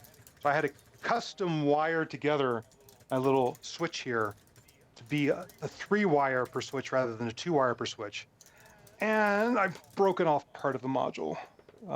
Where the screw is a little too thin, and it broke. So this is going to go in a little bit on the wonky side. There's a lovely term I learned from my wife, Trish, wonky. And I might, if I can find another HP in this row, I might put my other switch back in here. So, Chris, you're saying that the jumper is either on or off? Some jumpers are on or off. Dopfer, in this particular module, his jumpers are connect this or connect that. Yeah, three pins, and you cover 2 of them with the jumper. Yeah. I guess the shank work is designed to be on or off. It's a bit like the Batumi also, like the Poti expander, Okay, I now dropped my second screw into the case. Oh, Chris. I don't think we're going to be powering on the case anymore today, just to be safe. No, that's fair enough. My wife has a collection of those extremely powerful little magnets in a bag. So what I do is I go into the case with that bag of magnets and just start fishing things out. What we do need is a very truthful and honest report of any fried modules when you do test it after the stream, to keep. I'll even record it. I'll record it for playback, so there will be proof. There we go. There we go. And I'm just going to tack in this little 1 HP switch, which I had the top section to, but it's fallen in my module bin, as we like to call it. Someone is suggesting you just tip the case upside down and the screws will fall out. Yeah. So, this case weighs quite a bit now. Yeah, but at least as it's covered up, it was nice that people were concerned, don't get me wrong, but there's less concern for you killing yourself now they can't see the power distribution. Yeah, that probably helps covering that. That was another thing, the first thing, like, oh my God, how dare you operate a system? Like, it's going to be covered up. It's okay. Yeah. And I'll cover any gaps with blank modules as well. Yeah. The magnet on a stick thingy. Yes. She has a little bag of these things, and I just start fishing it around, and it's amazing what comes out of this thing. Yeah. Yeah. Production Sa says, do you have the breakout for the A127? I've made my own. Well, excuse me, I guess there's an additional breakout. I've made a breakout for the switches. Maybe he's talking about something different. I think there's an additional breakout for it. Yes, there is. Let me find... That's the BOM, yeah. It does... It only worked with certain revs of the board? Possibly. So it looks like... I think it was like a Rev 3 or beyond, or Rev 2 or beyond thing, and this is a Rev 1 module, so I didn't have the option of adding that. You get separate inputs and level per filter for the 3 separate filters. And you also then get high pass, band pass, low pass, and notch. Oh, that sounds awesome. I ruled it out because I have a version 1, and I think you need the version 2 circuit board for that. Okay. No sign of it here on the London Modular as to what you need, but yeah. On Dofer's own site, he points it out. Yeah. That'll be somewhere. I'll post the link here. There we go. Ben, you know Wonky. I do know Wonky. I've been saying Wonky is... I know someone called Wonky. Guy called Chris. But yeah, not this Chris. Yeah, Wonky. I refer to Wonky mainly for beats, boom bap beats. That J Dilla vibe, that Flying Lotus vibe. The timing is wonky. It's off. It's not swing. It's not shuffle. It's not any kind of groove thing like a blues shuffle or a jazz swing. Wonky, off kilter, off grid. It's like a broken wobble. Yeah. Think of those 2 words put together. A blobble. Yeah, wobbly broken.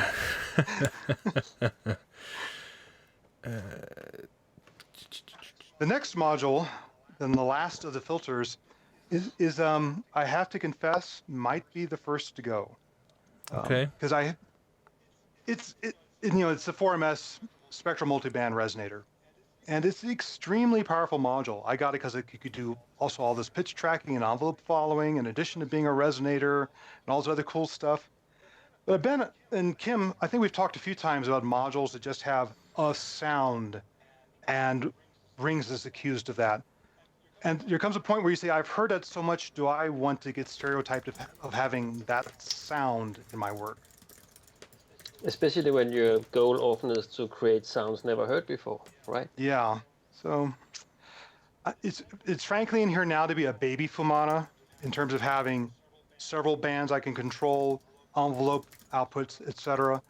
But I have so many other cool modules that want to go into this case. For example, I have the 4MS spherical waveform navigator that I just finished writing up for Synth and Software. That review just went live yesterday.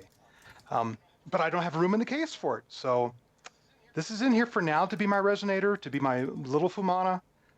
And I'm going to take some time diving back into it. But don't be surprised if this disappears in version 20 of the case. What's your feeling about it, Ben? I like it more as a soft EQ with the Q and the resonance turned down. So it doesn't have that glassy, spherical kind of shifting sound. Yeah. But then it's kind of big for what it's doing. I'll then tend to go to shelves from mutable instruments for the EQ, or if I'm not needing to CV, I'll use just other things for static EQ. So yeah, it definitely has a sound. I think it's also the scales, the default scale. I think a lot of people don't move to just moving it to a new key. So it's the same bands, the exact same frequencies moving around. I think that's where a lot of the sound comes from. Yeah, I agree with you with that. And that's a problem with a lot of the other mutable instruments like rings, is people just use the defaults and go, well, that's all it does. So I want to spend some time, like, no, I'm going to take a day or two where it's the only module I work with all day long for a couple of days and just dive into it and then make up my mind. So we're not going to get the switch on for the top row, but as you get this in... No, I'm afraid. And actually, I have to do one more thing in this row. If I was to put the 4MS in here now, I would cover up the bus board, and there's one more module that goes in up here. And it's kind of a weird module to go here, but I couldn't find room for it elsewhere. And that's a 2 HP vowel. Okay. This is kind of my format-ish row, so it made sense to me that an oscillator that's based around vocalish formats should go adjacent to this. So mentally, I go, that's where my vocal section is. Is that your only module from 2 HP? No, we put in a Oh, you plug have the other plug, day. Yeah. Yeah. And I have some 2 HP modules in my gigging case. So it's not like an anti-2 HP thing. Although I do wish they were 3 HP. I forgot putting together the live case for performance in Seattle. A lot of people, Tom and Tim, are there, and David, which is great to see some of those people in the chat. I forgot it wasn't a vowel filter and it was a vowel oscillator, and spent much time banging my head on the case. Like there's no resonance turned up. Why is this filter just screaming at me? And I was like, oh yeah, that's hilarious. It's an oscillator, and I did the video on it. I've used it before. I should know better. Yeah, I think that's a live situation. Right, I was putting the case together days early. It wasn't actually live, so I don't even have that excuse that it was live. We just ran into a case where I wish I had sliding nuts. Oh my God, you might be the only one. The vowel doesn't want to fit next to the verbose harmonic oscillator. Oh, there we go. I finally got it. Little tight. You don't wish you had sliding nuts, Chris. Take that back. Only for a brief moment, and then I regain my sanity. Thanks. But there are occasions you're going to, these things are not made by conglomerates. They're made by individuals, and occasionally there will be issues. Yeah. That's the wonders of it, right? Yeah. I think it's cool. It's kind of like the pedal market, isn't it, Kim? Where there's so many quirky pedals out there as well. Yeah. As you also know, Ben, it's a very it's a mosaic world, right? You get everything, different sizes and colors and flavors. It's like a Turkish bazaar. No sliding nuts, David in the live chat. Yeah, no slide. Never mind this light bath and a magnet on a pencil trick. Let's just move on from sliding nuts. Anyone speaks to Brian, you send him to me. They're not that bad. I think what came up last time was a case where you have multiple threaded strips rather than one really long one. So there's some give in sections. Sliding nuts wouldn't be too bad if you filled the rail with them, bar 1 or 2. You might as well have a threaded strip at that point. Yeah, very nearly filled the rail. There's never enough. And people go, oh, there's loads. You're not going to plug 50 modules in this rail. You don't need them. It's like, yeah, I do. Because if I have to take 6 modules out to fit one extra one in, I'm going to be pissed. Play that game of how many nuts is it okay to hide behind this module, or am I going to need them further down the road? Yeah. And when you start playing at real, like, floor thumping volumes, they start rattling and resonating in the rails. Oh, there's fighting talk in the chat now from Tom Evans. It's a good job I like you, Tom. He says a threaded strip makes your case look like an Englishman's teeth. I do love... No. They make them straight. Well, I agree. It's the opposite. Yes. The sliding nuts are... Anyway. The sliding nuts are like, I don't know, some mad dental work where you can place any tooth where you want. You can rebuild the jaw from the ground up with the sliding nuts. I do, though. I do love like all the ridiculous English stereotypes, so do keep those coming, Tom. It keeps me entertained. So are we going to do the next row then? Because there's how are you folks doing? We started an hour late. Should we keep going? Yeah, we planned on these being around 2 hours. The others have ran to three each. We're coming up to nearly 2 hours. But certainly let's keep going. So this row, is this still filters, or are we now looking at... Nope. Oh, I need more. Yes, I know I need more filters. That's it for now. Oh, no. No, now we're going to work on crossfading mixers, ring mods, and VCAs. Yeah. And I'm going to start actually down here and work my way down towards this direction because I want to start with talking about crossfading mixers to begin with, actually. Yep. And this is so in terms of submixing, I have this lovely low-gain submix. But then I wanted to put in this realm other mixers that gave me voltage control over the mix, maybe voltage control over pan, but also did other tricks like crossfading. And part of the reason that the Vactrol VCF from Doepfer is in this section is I will treat it as a crossfader because I'll put something into bandpass, something to high pass, something to low pass, and do a frequency crossfade. Mm. But one of my favorite little audio submixers with crossfading is the Verbos Scan and Pan. And let's go ahead and give you a close-up of that little baby. Oh, it's amazing. You like this one, don't you, Kim? Yeah. So not only is it a 4-channel stereo mixer with voltage control over level and pan, it also has a huge amount of gain on these input stages where you can bring a line level practically up to modular level.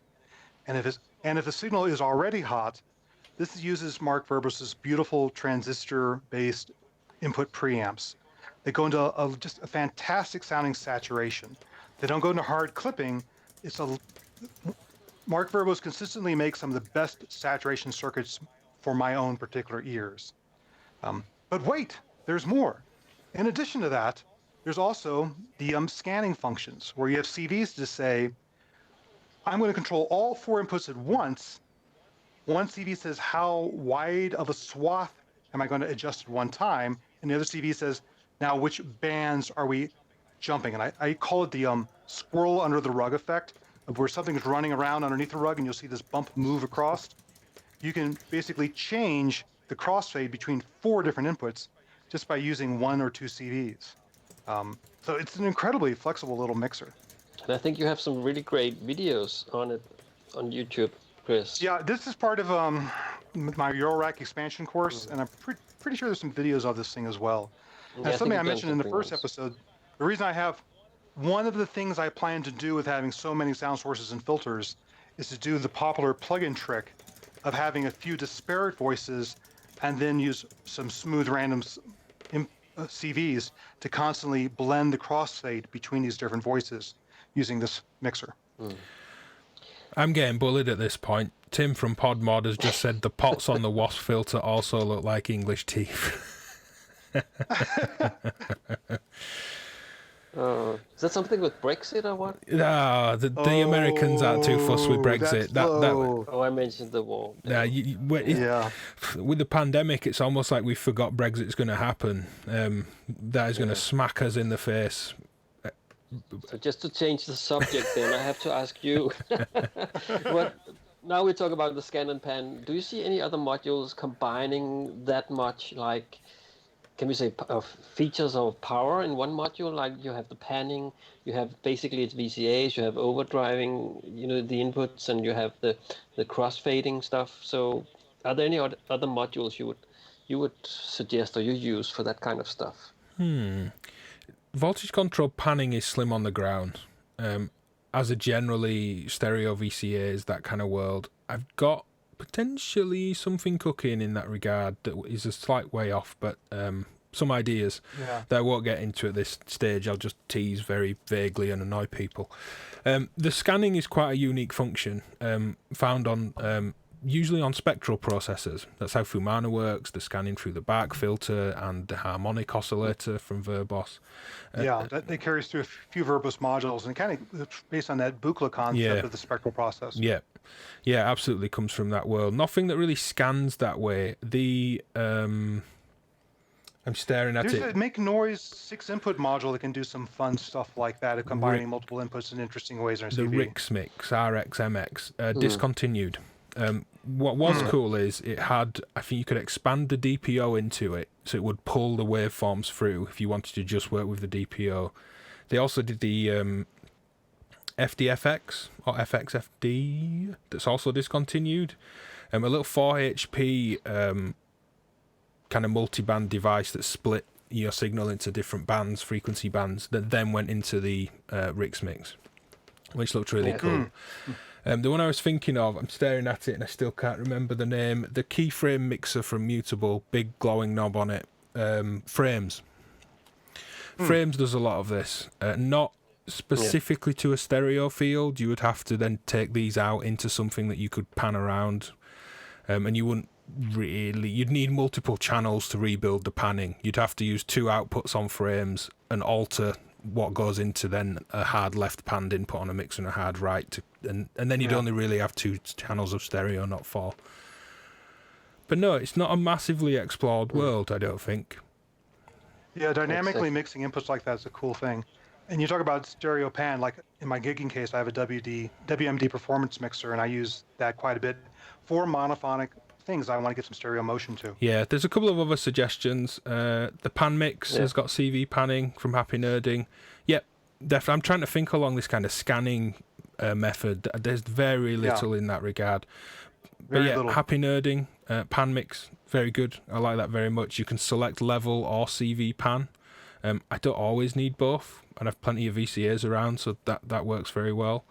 The X-Mix from Make Noise came up, which is two inputs per channel, of two channels that do this, that crossfade and a CV pan. And then they blend with a then stereo VCA as well. So that can be creative. You get some really interesting kind of ring mod stereo sidebands with audio rate things going on. So that works really well. Molecular Quad VCA, Constantine says. You definitely set that up to respond that way as well. Yeah. Oh, really? Cool. That has a scan mode where you address across the voltages. But again, you'd have to rebuild a stereo image out of that thing, as it's not a stereo mixer. So kind of ways to do it. Yeah, that's kind of like the bonus in this is not only does it have the scanning, then you also have the stereo position for each of the sources. So yeah, it's a lot of fun. Yeah. I mean, I think that's my point, that this module packs a lot of stuff into a rather small HP. Some nice functionalities. Yeah. Cool. So let's keep going along this row. Yeah, the next module I'm going to put in is a crossfader, and part of it is that to do this sort of mixing of different waveforms or different filter outputs dynamically. But also I kind of have a thing where I want to explore a particular synthesis technique. There's been several modules lately, such as the recombinant engine from Future Sound, the Dove wave transform, the Mach wave razor, student Thai guy, STG Sound Labs is working on something. It basically uses one oscillator to switch which waveform is going to pass through at a given time.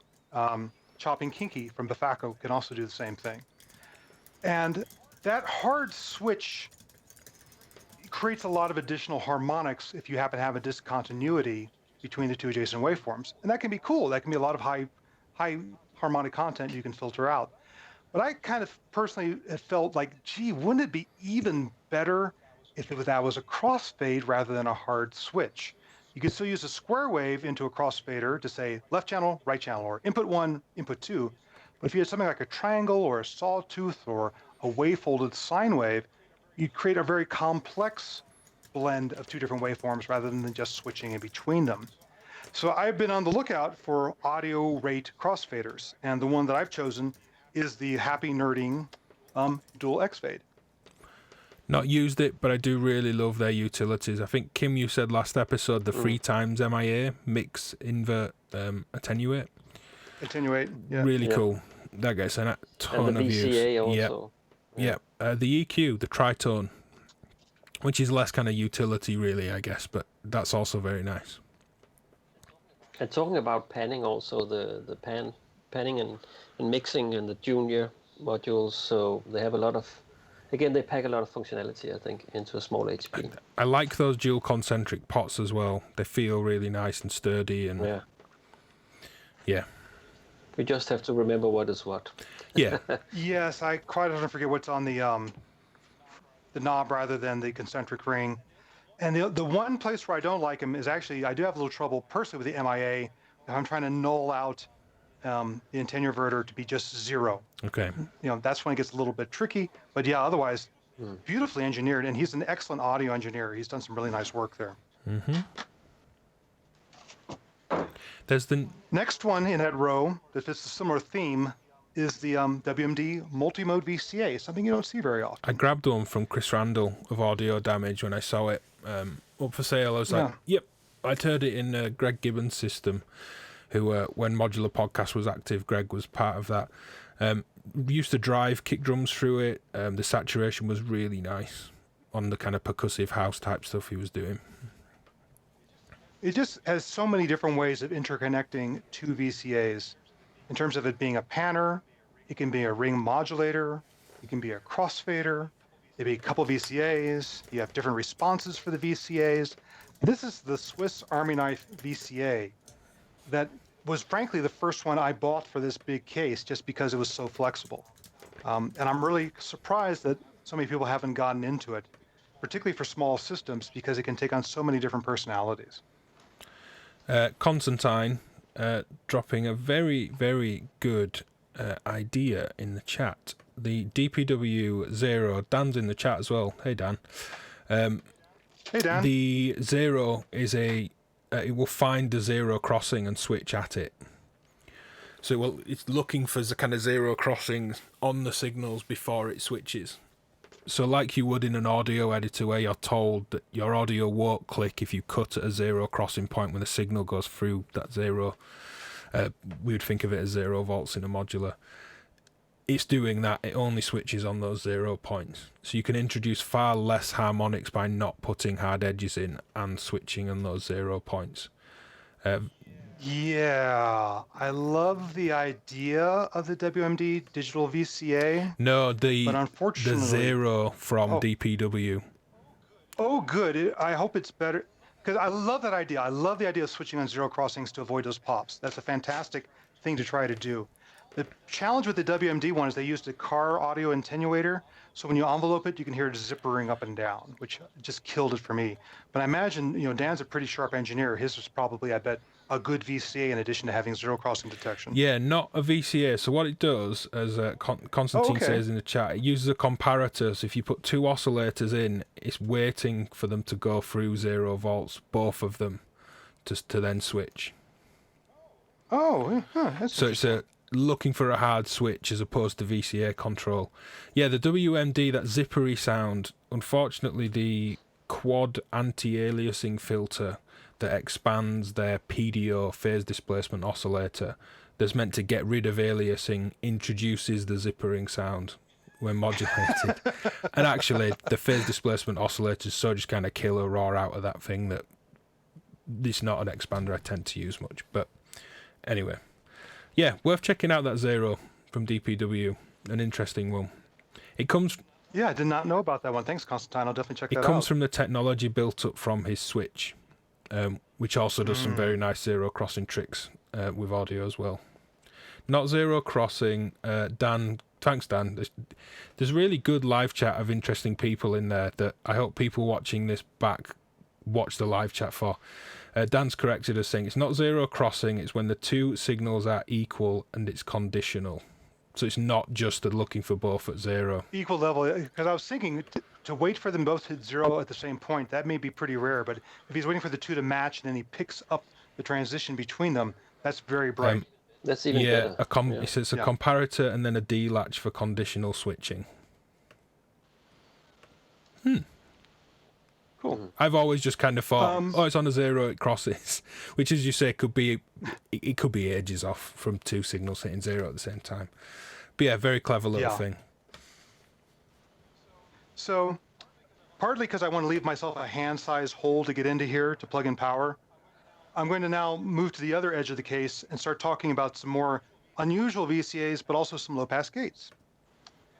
And this is something I just picked up recently from Future Sound of their VAC-1, their quad passive optically coupled amplifier, which can be a pair of passive, optical type VCAs or low-pass gates, depending on how you have the jumpers set on the back. Yes, jumpers again. So I've set mine up to be 2 VCAs and 2 low-pass gates, but this would be a candidate to bring out to front panel breakout switches, so I could choose from the front panel what each channel of this is going to be. Yeah. Well, you screw that in, Chris. Just like to say, on the live chat, Womber asked, does it actually save? Yep, you get a live chat replay. It takes a few hours sometimes after a stream for YouTube to kick that in, but it's on the right of the video where suggested videos would be on a browser. But for anyone watching live, at the top of your live chat, and I can show you where it is on mine, there's this box, live chat and top chat. It is top chat by default, but it's YouTube's algorithm is filtering things. Someone said, it's just a profanity filter, it kind of cleans the chat up, but you do miss things. I mean, going from one to the other, I'm not entirely sure what we're missing. I had that, Ben, when I was I was reading your replies and going, what the heck was he answering? And I was in top chat, not live chat. Yeah, so if you hit that tab at the top, anyone, and same for any stream you're watching, just hit live chat, and you actually get, YouTube's not trying to find what you want. It's not that aggressive of a filter, but in previous streams going back some time, there's definitely things I'd missed, and someone's like, hey, I kept asking this thing and tagging you, and I just didn't see it. So there have been times where I've missed things. It's worth just going on to live chat to keep up.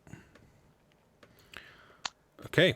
So just to finish off the thought on that Future Sound System quad optical VCA or low pass gate, it's sitting in the VCA row right now, but I kind of want to move it over more central in the case to be a grand central station for attenuating modulations, etc., to process more stuff, particularly modulating VCOs that are just having it down here at the end as a VCA. Because low-pass gates in particular are really fun to use when you're doing FMing and an enveloped FM, because not only do they cut down the level of the modulator, they also reduce the harmonics of the modulator, which is also what you're trying to do. So that's going to move to the middle eventually. Yep. The Grand Central Station. Yeah, that's what this section is. That's things come in and go out of here. Yeah. That was one of the first modules I bought, and that's what that area is all about. And you'll see I'm going to put a utility mixer below it and stuff like that. So let's talk about unobtainium. There's a run coming of that, I believe. Probably held up with the current pandemic, like a lot of things are. Hard to get, but not totally. If you just get on the list early and commit, I think the time will come. I think. Exactly what I was going to say. I bang my head against the wall when people say, I'm really pissed off. I've been waiting for it. They did another run and it's sold out again. Like, well, were you on a waiting list for it? Yeah, I tried to get one from the first run. I was a bit late. I said, look, I'll take a B stock unit or whatever. He said, no. I do not let anything out that's anything less than perfect. Like, Okay. Then I got on the list, and I got mine for less than people are paying for them used. Yep. Amazing build, like shielded back and all this to these things. And Ben, again, you're the reason I'm a little bit poorer. It's your videos on this that convinced me I had to have this. It's lovely sound. Really lovely sound. I like it. Just takes modulation very well. Being able to modulate the onboard decay envelope that's trying to modulate the falling voltage of a Vactrol and its response, triggering that, having separate CV into the control ins. Yeah, very nice. Thinking of stereo, that's a very nice stereo module. Even something as simple as having a longer decay on one side than the other. So literally everything the same sounding at both sides of the natural gate. One is just simply a longer decay. And having it ring more creates that kind of skewed stereo image. And that works really well. Another reason I like this module philosophically is rather than treating Vactrols as this sacred magic spell one must repeat, they instead took the approach of, what is it about Vactrols that we like? And can we make a circuit that replicates that and goes beyond it? The Pittsburgh Lifeforms dual dynamic impulse filter takes that approach. It's normally in my live case, and this took that approach. And I think that's important in general. Is it's easy to fall into these magic spell, such and such said I had to have a Vactrol and a such and such and a such and such. But you really should be asking, what is the Vactrol doing that I like? How do I get that effect, not just that part? Yeah. Yeah, because a Vactrol as well, most actual low-pass gates, mutes, by me included, they clamp around, 65 dB is a kind of theoretical limit or measured limit of how much they can actually clamp to silence as well. Some of the really nice, there was a great Klee designed low-pass gate I remember Matt Tech having years ago. It sounded absolutely gorgeous. But, you're fighting bleed a little bit sometimes, and yeah. Really nice. Yeah, I really love my little Make Noise LXD dual low pass gate. I love its sound, but it doesn't go to silence. or if you leave it for a long time, it'll get quieter as the Vactrol loses energy. But it's kind of in between cases right now, partly because I'm a little like, it doesn't go to silence, but it might end up in the live case anyway. Yeah. For those who feel that all low pass gates sound the same, you have not tried Metasonics. It's one I don't have. I have the ones before it. They're VCA, the 2, and I think it is great. Really nice. Pulls a ton of power, but really nice. Yeah. His yellow line draws a lot of power. His new Silverface line runs on lower current, and they play better in cases. But I have had problems with this depending on what power supply I was using it. This was in my live case for a while, and when I was using Meanwell power supplies, I would get hum, particularly as my finger got close to the tube. The hum would increase. It was really strange. Theremin hum. And I changed from Meanwell to Syncon power supplies, and that went away. Yeah, the is it the RSK? RK, so just RK. The RK2 and the RK3, They were both still pulling a hefty amount on granted an unnamed cheaper supply in this case. Not as much as the yellow modules, truth be told. I think it's the 3, I think the 2 was microphonic as well. You could tap the tube, you could flick the tube and hear it in the audio path. Okay, that'd be a fun live performance trick. Bing, bing, bing, particularly if you're on video. But it's just a very different, very aggressive sound, longer decay, huge thumping DC offset. The envelope really bleeds through to the audio signal, which is normally considered a quote-unquote bad thing. But as a result, you get this very low frequency thump as a result of that. So that's what gives us some really interesting character. And I have a couple more RK line modules that I'm waiting to try out and might end up in the case as well. I just haven't got to them yet. The chat room, someone asked, should you have the beefier power cable, those premium Eurorack cables that you spoke about on that module? That's a good question. I'm surprised I didn't put one on it already. I don't know if you have access to Modular Grid. Could you look up how much power this does draw on Plus 12? Yep. Because because 100 milliamps is the threshold Paul Schreiber told me to look for, and to maybe go for a beefier 200 cable. milliamps. It's 200. Ooh, Yeah. okay. That's a lot. 1 second, please. Let's go to the magic box with all the power cables in it. For those that are wondering what we're talking about, I pull these up in the browser. So, Modular ADDAC makes what they call premium Eurorack power cables that use thicker gauge wire than your standard ones. And they also look cool because they're black, and they're very flexible. I tried them initially to see whether or not they would reduce noise in a system, and I could not measure any drop in noise. But then Paul Schreiber, who I trust on power issues, told me, if you're drawing over 100 milliamps, you want the heavier gauge wire to handle the heavier current. So that's why I've gone to heavier cables on anything that draws over 100 milliamps. And that cable I just pulled was too short, so let me get a longer one here. Let's see what we got here. Bags and bags of power cables.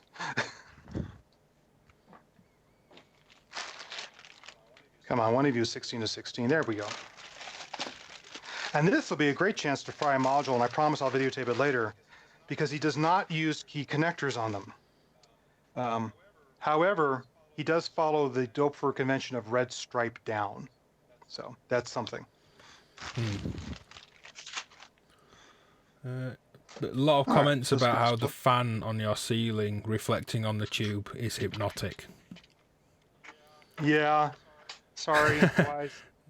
I would be a molten puddle in this room. Yeah, I like the move you just did a second of reach through 2 rows lower than this one. Yeah, like that?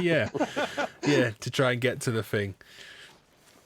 Yeah, and a lot of people asked, why was I not plugging into the bus board first, then into the module? And that is an easier way of doing it, frankly, than having the module tethered. I'm trying to reach inside. The reason that I've been doing that is I've previously put this case together once before, wired everything up, and the power supplies weren't beefy enough. So I had to take all the modules back out again, but a lot of them still had their power connectors attached. And I said, let's leave it that way to reduce the chance I'm going to screw something in, plug something in wrong and blow a module. Okay, red stripe down. There we go. I also have a wound on this finger from grabbing a falling module with very nasty little pins on the back. But I'll live. You see the red on the face of this panel, that came from today, me bleeding on it. Somewhat. So I'm just curious about the shielded back on the rabbit elephant module. What do you guys think about such a thing? I first saw it on L1 modules, the back plate. Very, very rare. I've not taken it off to try and notice or measure any kind of difference. The Happy Nerding Pan Mix has a big plate on the back as well, for example. Oh, yeah. Yeah, forgot about that. What have you got to say on that matter, Chris? You'll be more experienced in that world. Is it shielding the Yeah, backboard? I like the idea of a big metal shield on the back to prevent radio interference or audio frequency or radio frequency conducted interference between other modules and power cables. I actually found out in my gigging case that if power cables of other modules were mashed up against the backs of, say, digital modules, the noise from the digital module would get induced into the power cable and raise the noise of my overall system. Yeah.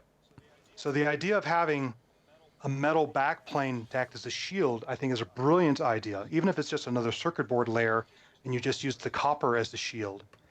And in my gigging case, which is a little bit noisier than I like it, I'm considering getting some tin sheets from the local hobby store, running through a laminator to cover them in plastic, and just using it to add my own metal shield in between my power cable runs and the module backs. Wow. It'd be interesting to know how that works out. Yeah, I'll do some tests. Yeah, do it for Patreon. Like the other power tests, I'll watch out for it. Yep. So next to the Metasonics is another pseudo tube VCA, the Newtone from Plankton. This uses the new Korg new tubes where someone figured out you could take fluorescent displays and treat them like triode tubes. Yeah. And it's a nice little module. It's not as crazy as like a Trogotronic or a Metasonics, but it does have that lovely saturation. It's been really well thought out, and that there's feedback paths in here where you can feedback one section to another or feedback a section to itself. And the other thing I've taken advantage of it is that it has bias trimmers on the back that change how the tubes respond. So the way that I've set up my particular Newtone is I've made the top channel to distort the wave symmetrically, so the top and bottom get the same saturation, and that will favor odd harmonic distortion. And then I've tweaked the bias on my lower section to process the top differently than the bottom, to be asymmetrical. And when you have an asymmetrical waveform, you're going to emphasize even harmonics more. So I've tweaked mine out so that one section will boost odd harmonics when it clips, and the other section will boost even harmonics when it clips. That's way cool. Yeah, I'm really enjoying mine. That whole series of the around that line, the spice, and the filter is nice. That Newtone is great. Really nice work from Plankton on those.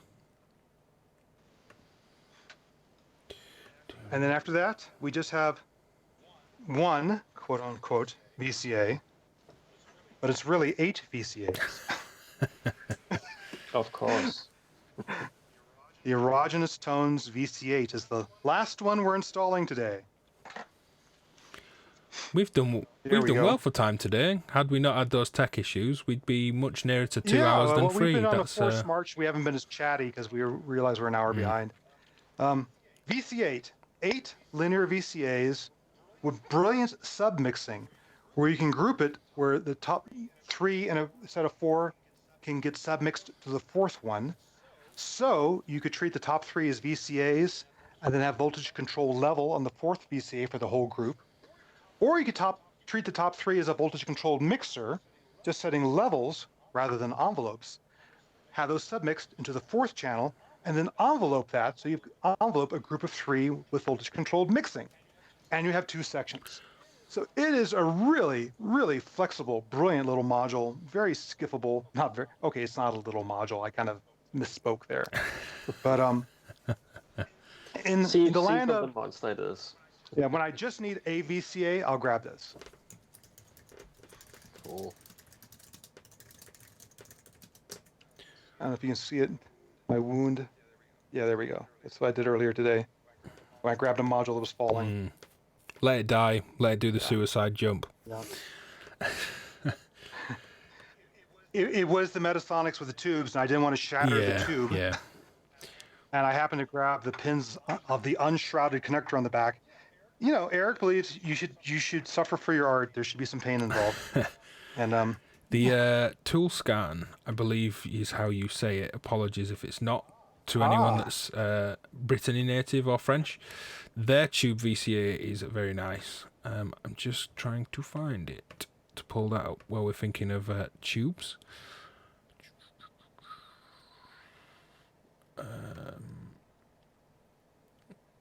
The Strakel Orsel.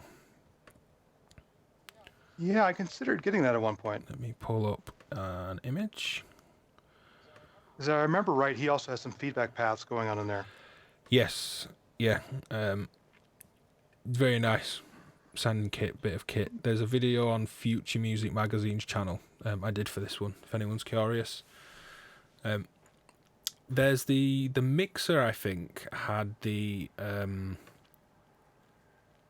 feedback around it as well. The mixer definitely the has mixer feedback was paths in it. the mixer more specifically built around feedback paths as well. An interesting And if you idea. just want to do a droning, howling thing, that's what that's good for. Yeah, which it's what we all want to do. But in my Plankton Newtone videos on YouTube, I've really played around with those feedback stages and just have a lot of fun just destroying the sound. And to the point where it will self-oscillate at its own frequency as soon as you take away an audio input, and it's just, or break into noise. It's one of those fun modules that just does unexpected things until you learn it and you go, oh, okay, if I turn it this way, it's noise. I turn it this way, it's tonal. Yeah, it's very flexible. It's one of my favorite VCAs. Yep. Plankton Newton demo by Chris. I've been dropping bits of demo videos in the chat as we go, so that one is in there for people that want to break off and watch this afterwards. Yeah. So that's my VCF VCA collection. There we go. We're getting there. Can you pan out and show us the full case? Someone did ask earlier if we could see the full case. I don't know if that's possible. Yeah, we're gonna go shaky cam here for a second.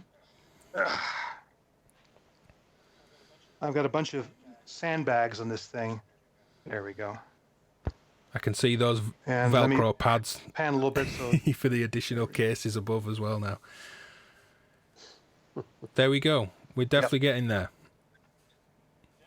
definitely. That empty row that goes all the way across are my modulators, the random sources, LFOs, and envelope generators. And that's the first thing we're going to do in the next installment. And then underneath that are effects, and then underneath that will be the mixers. Okay.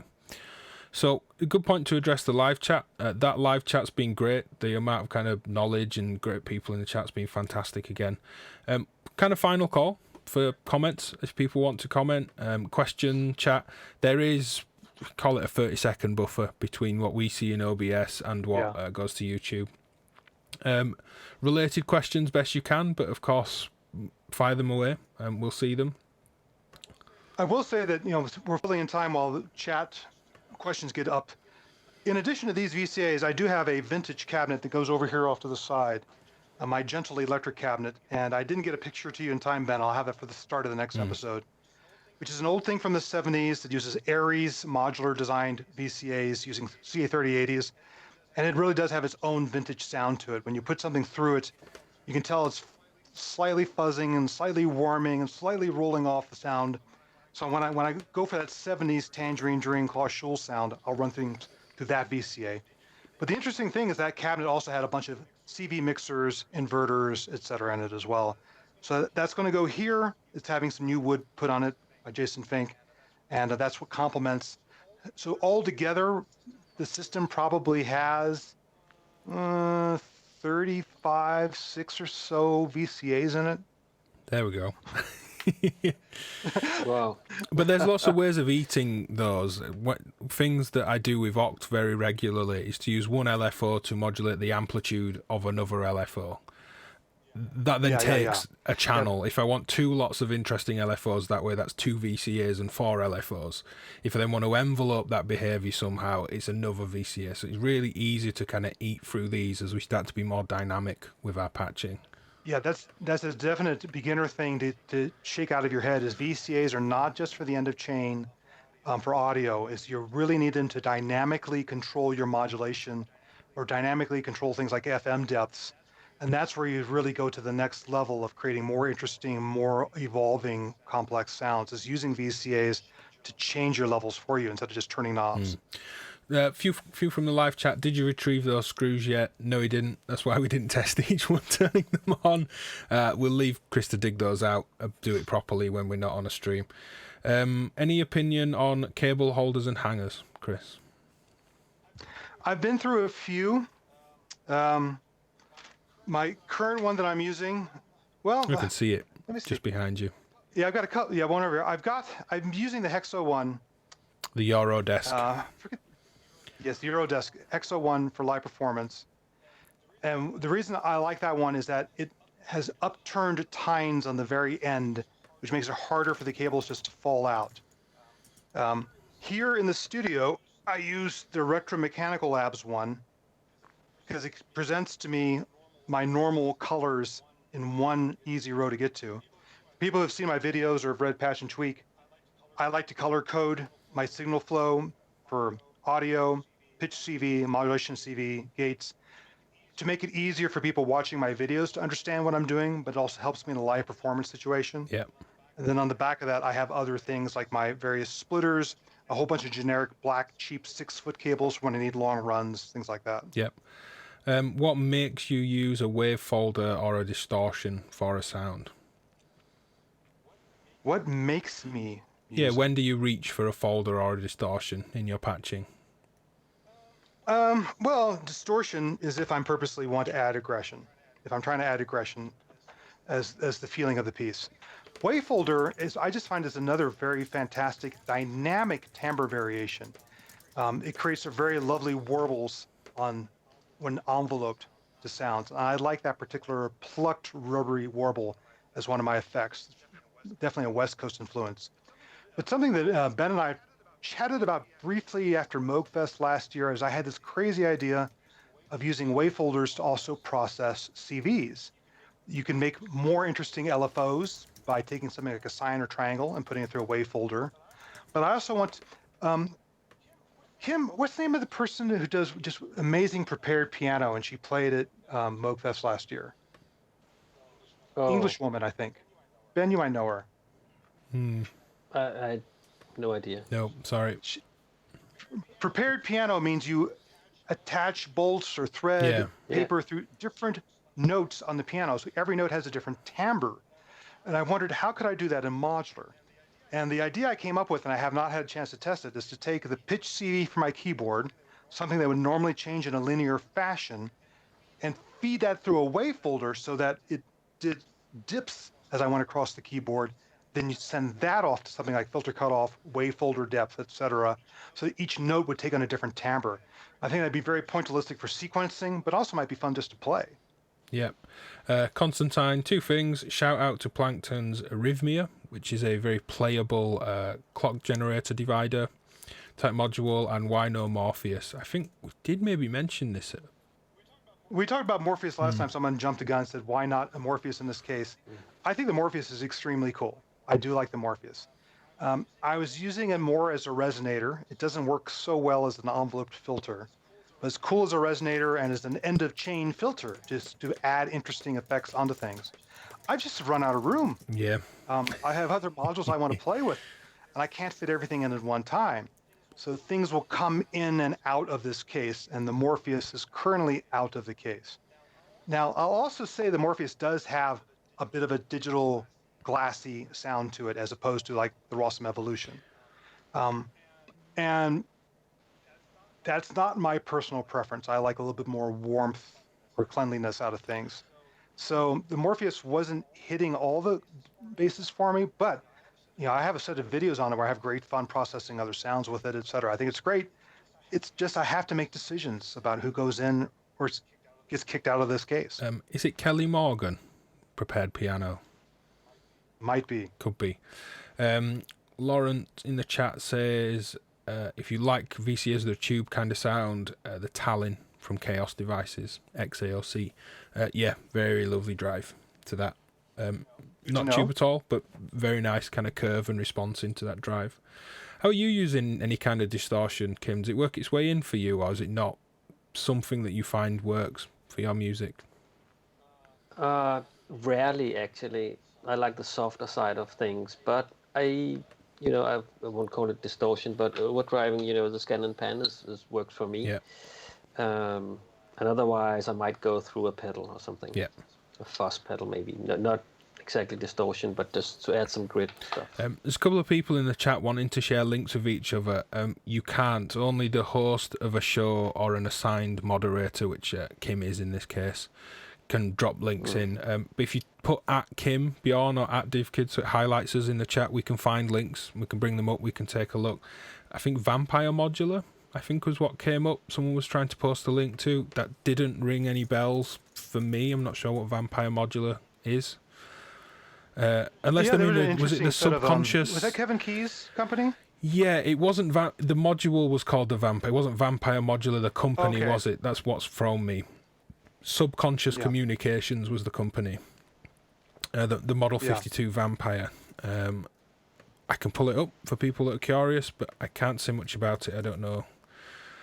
As long as we're talking about distortion, though, as well as VCAs, let me tie the two together, because a common beginner question in particular is what order do you put the filter and the amplifier, VCF first or VCA first? And it's common to put the VCF before the VCA, particularly the VCF's noisy. The VCA will clamp down that noise. But a fun trick is to switch it around and put the VCA before the VCF and then to overdrive the VCF. And the reason why that's interesting is that the attack spike out of the VCA will overdrive the filter.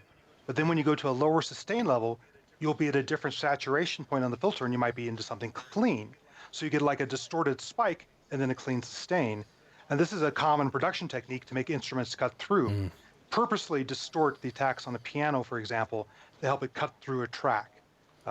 So that's something to experiment with, is tying together level management, VCAs, put your VCA before your VCF, overdrive the VCF, and play around with the sustain level on an ADSR connected to VCA to control that spike that might be overdriven and then the sustain sound. Yeah, really nice technique thing of piano. It's slightly off topic, but not massively. Big EDM or dance product, and any kind of big synth production stuff, those huge kind of chord stabs that you certainly get in EDM, layering a piano in for the transient is always a big one. Drive a bit of piano, maybe drop all its sustains, it's just very transient rich and doesn't sustain like the synth sounds do. There's usually some piano in there kind of slamming through the front of those big chord hits. And that's why I have modules like the pluck, et cetera, inside here, is I want to use those to double up my other oscillators to add that spike at the front end of things. Yeah. That's the layering you talked about in the last episode, right, Chris? With the oscillators. Yeah, absolutely. Tom Evans said, if you had to choose one adjective to describe your favorite filter/signal processor, what would it be? There's a show... I'll let you go first while I think. There's a show called Blind Date that had these almost questions that almost read that way back in Cilla Black, back here in England, a long time ago. If you were a car, which car would you be and why? That kind of question. I don't know at all, truth be told. For filters, I'd probably choose warm, because I do like the warmth and the additional harmonics that can be added, not just subtracted, by particularly analog filters, although you can simulate that in digital filters. In terms of effects, I want an effect that's going to surprise me. And we're going to get into effects next time and talk a little bit about effects. I've kind of gone away from the standard chorus, the standard flanger, the standard phase shifter, even the standard delay or reverb, to something more to sound designery, just to make you go, oh, that's got a spice to it I haven't heard before, or additional bit of chrome plating or something. So warmth for filters and surprise for effects. Any particular adjectives from you, Kim? No, I'm zoning out in the chat. It just doesn't me either. ODNI music, would it be weird to use filters to function like VCAs, especially when you've run out of VCAs? Not weird at all. I do it loads. Lots and lots of patches in my demos when I'm working quickly. I don't even think it's oscillator into filter. The filter cutoff goes low enough to cut the audio off, and that's it. And I'm, and you're treating it like a low-pass gate. Yeah.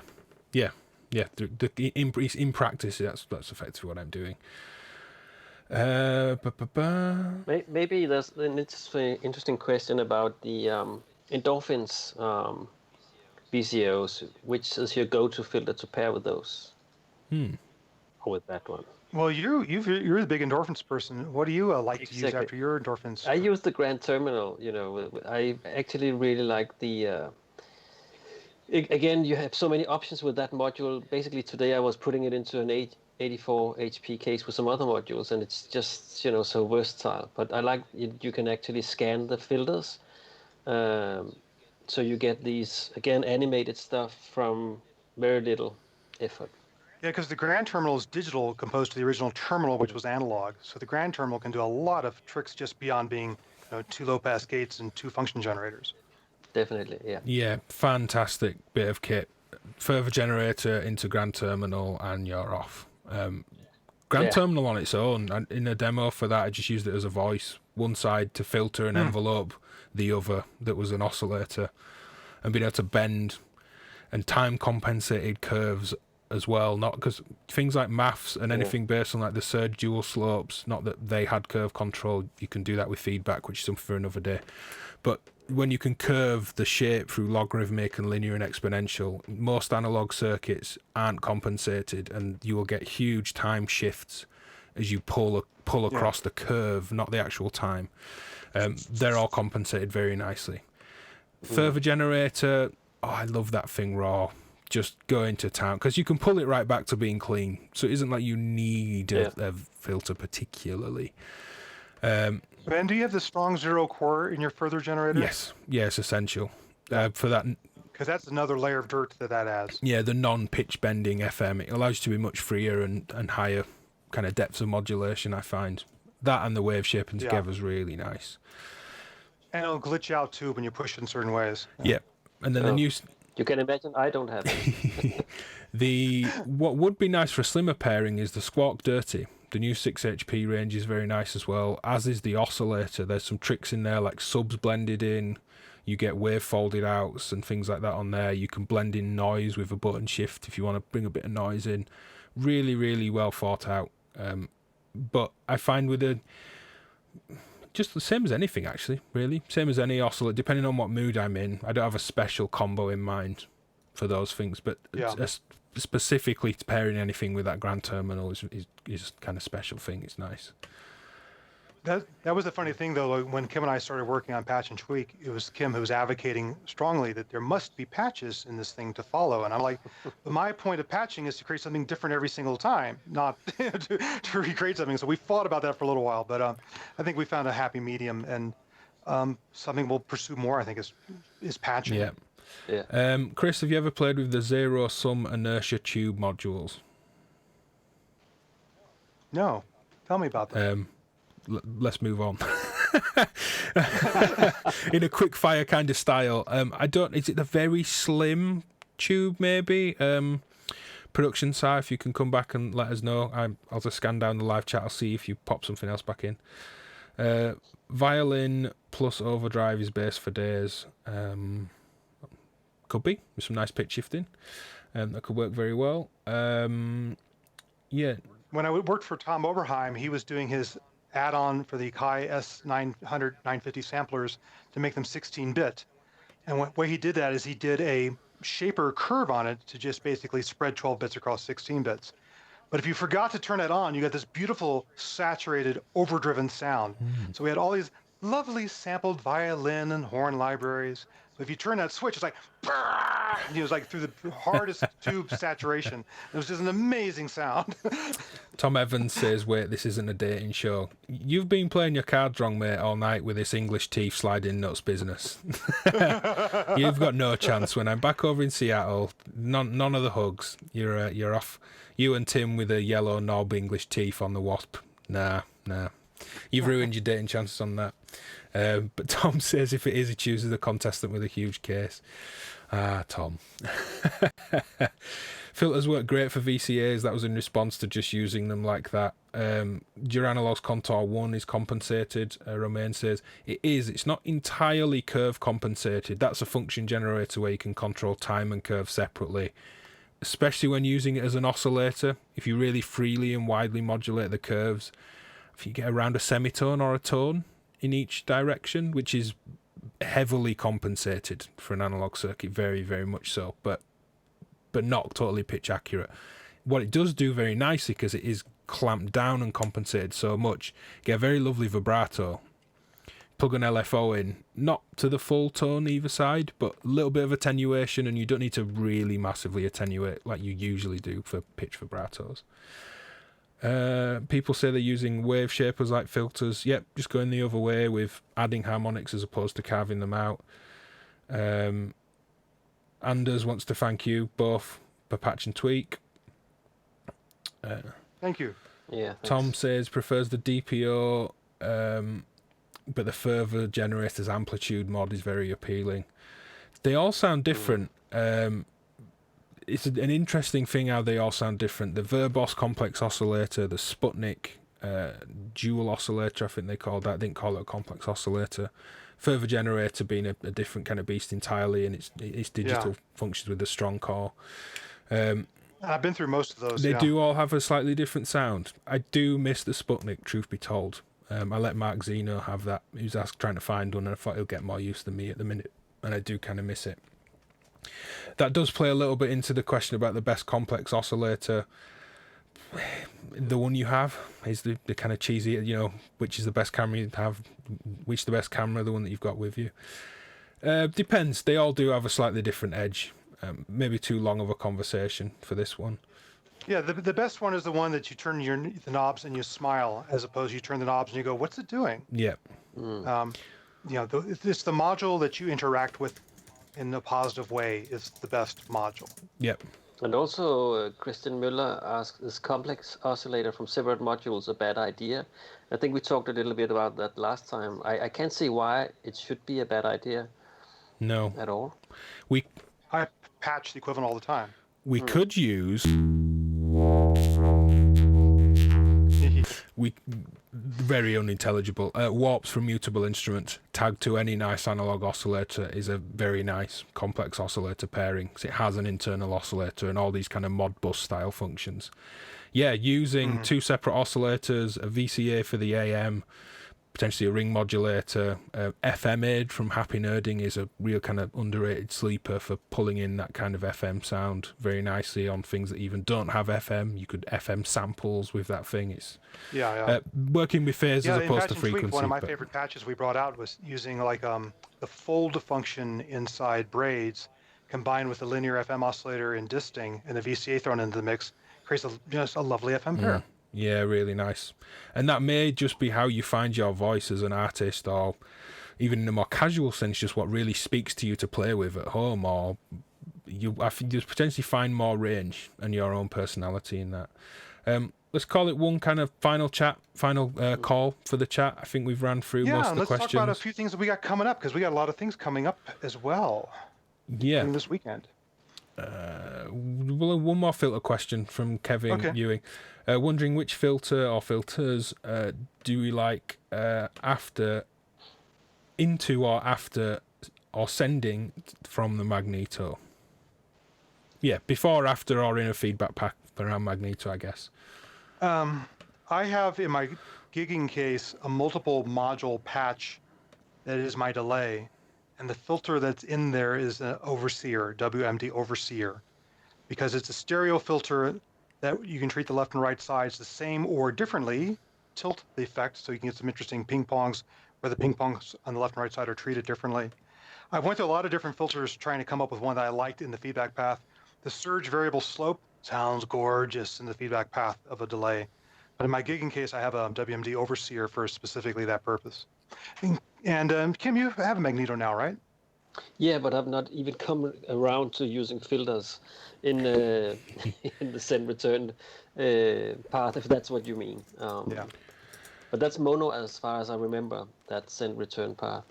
Yeah, I wanted ping ponging. That's why I went this stereo chain using a Form S DLD, an overseer, an IntelliGel mix-up. Yeah. You could have two magnetos. Richard Quirk has 3 of them, and he's building a kind of primitive reverb out of the 3 of them. Why not? Yeah, but really fascinating is, do you run the 3 in series? Do you run them in parallel? Do you tap a feedback path off the shortest or longest delay or the medium delay? Is it the same feedback path for them all? I am soon to have... The answer is yes. Yeah. I'm going to do the same with tape delays. I have multiple here, and I did put on Instagram, do I need more tape delays? And it was a resounding yes, so I splashed on maybe another one that's coming in the future. I'm going to do a similar thing. Kind of, can I build a reverb out of tape delay? It'll be very noisy, but it should be very fun. Actually, this Synthrotech Verb module is that idea. It uses a set of PT 3349, whatever the number of that chip is. Yeah, multiple PTs. Delay uses a set of them to create multiple resonators to simulate a reverb. Yeah, the Accutronics digital bricks that go on, like the music thing, Spring Reverb, if you don't plug a tank in, is a similar thing, which creates a lovely kind of reflective hall kind of vibe to that. Is there a difference in character between the Hable Wasp and the Doepfer Wasp? I personally don't know. Good question. I have not heard the Hable Wasp. Kim? If it's using the same chip, in theory, it should be somewhat similar, because it was the strange character of that, using that chip as a filter, that gave the Wasp its sound. Yep, just to blast through the last couple before we round off. The Modcan dual delay has a built-in filter. It does, and it's lovely. If I see a Modcan dual delay, I'll be snatching at it. If anyone sees one and doesn't want it, ping me somewhere. I got 3 of the new Moog vocoders. I'm sure they're joking. Is a shared system a good start, or better to pick and choose your modules? if that system really speaks to you and you love what you hear from it, I think you'll have a lot of fun exploring it. But I wouldn't say you need a complete system of someone else's design to get started. Far from it. I think you can learn a lot building along the way. It's maybe more frustrating in where it depends how you work. Maybe having a whole case you don't understand is worse for you as a person than 2 or 3 things that you really try and focus on that maybe then can't do what you want. Like, oh God, I need that LFO to get this to move. That's what I'm trying to do and I don't have it yet. Yeah. There are pluses and minuses. Very hard to answer that question. Yeah, I'd say also for some people a semi-modular might be the way to start, because it depends on how impatient you are. You can get started with at least having some voice going, and then you can learn about the bits and pieces. Yeah, the pre-configured systems at least have been conceived as an instrument, and you have a good idea that the levels are going to somewhat match from module to module, things like that. But the reason behind, a book like Patch and Tweak, or the courses that I create, or Ben's videos, is to educate you on what's out there and what's possible and how to get a sound. And the idea is you're supposed to take your own aesthetic and say, I want that sound. Now I know how to get that sound, either by using this technique or this particular module. And that's the reason, that we're all creating those resources, is so that you're not just randomly buying something and trying it out, but you can go in a little bit forearmed and go, oh, in my head, I want to do this. They've shown me how to do that. And that's why we're doing all of these resources we create. Yeah. I think also, especially a lot of Ben's and yours videos, Chris, you open people's eyes. You can, I can actually do this with this kind of module. You might not have thought about it or wanted a particular sound, but you get the idea of a particular technique you can apply to your own work. I think that's one of the great benefits of your videos. Ben's and my module videos are rarely about just that module. They're about the techniques you can do with what that module has. Exactly. Yeah. So let's kind of plug away. Typical end of stream things. You are moving into new website. Plenty of courses to offer. This has been I'm on the cusp of starting to exhale. Between getting this system built and spending the last 6 weeks putting together a new training site, they're both like virtually ready now, and I'm starting to relax. Off of learningmodular.com, I've offered courses on there for a while, and I had cobbled stuff together using WordPress plugins. But I've learned about a new training plugin, a new platform that's going to give people a much better experience. So I've moved all my courses onto that new platform, but it still is linked to from learningmodular.com. And I've soft launched it last week. It looks good. Tonight, it's going to be down for a couple hours for server maintenance. Tomorrow, I'm going to move all of my existing users to the new platform.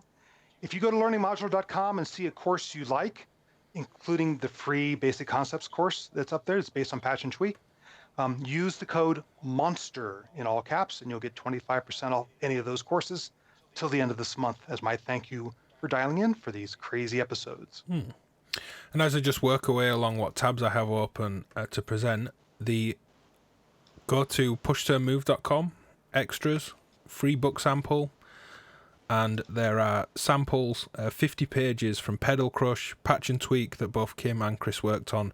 Pedal Crush was with Scott from the channel Knobs, which is a beautiful channel to just binge on lovely ambient pedal demos.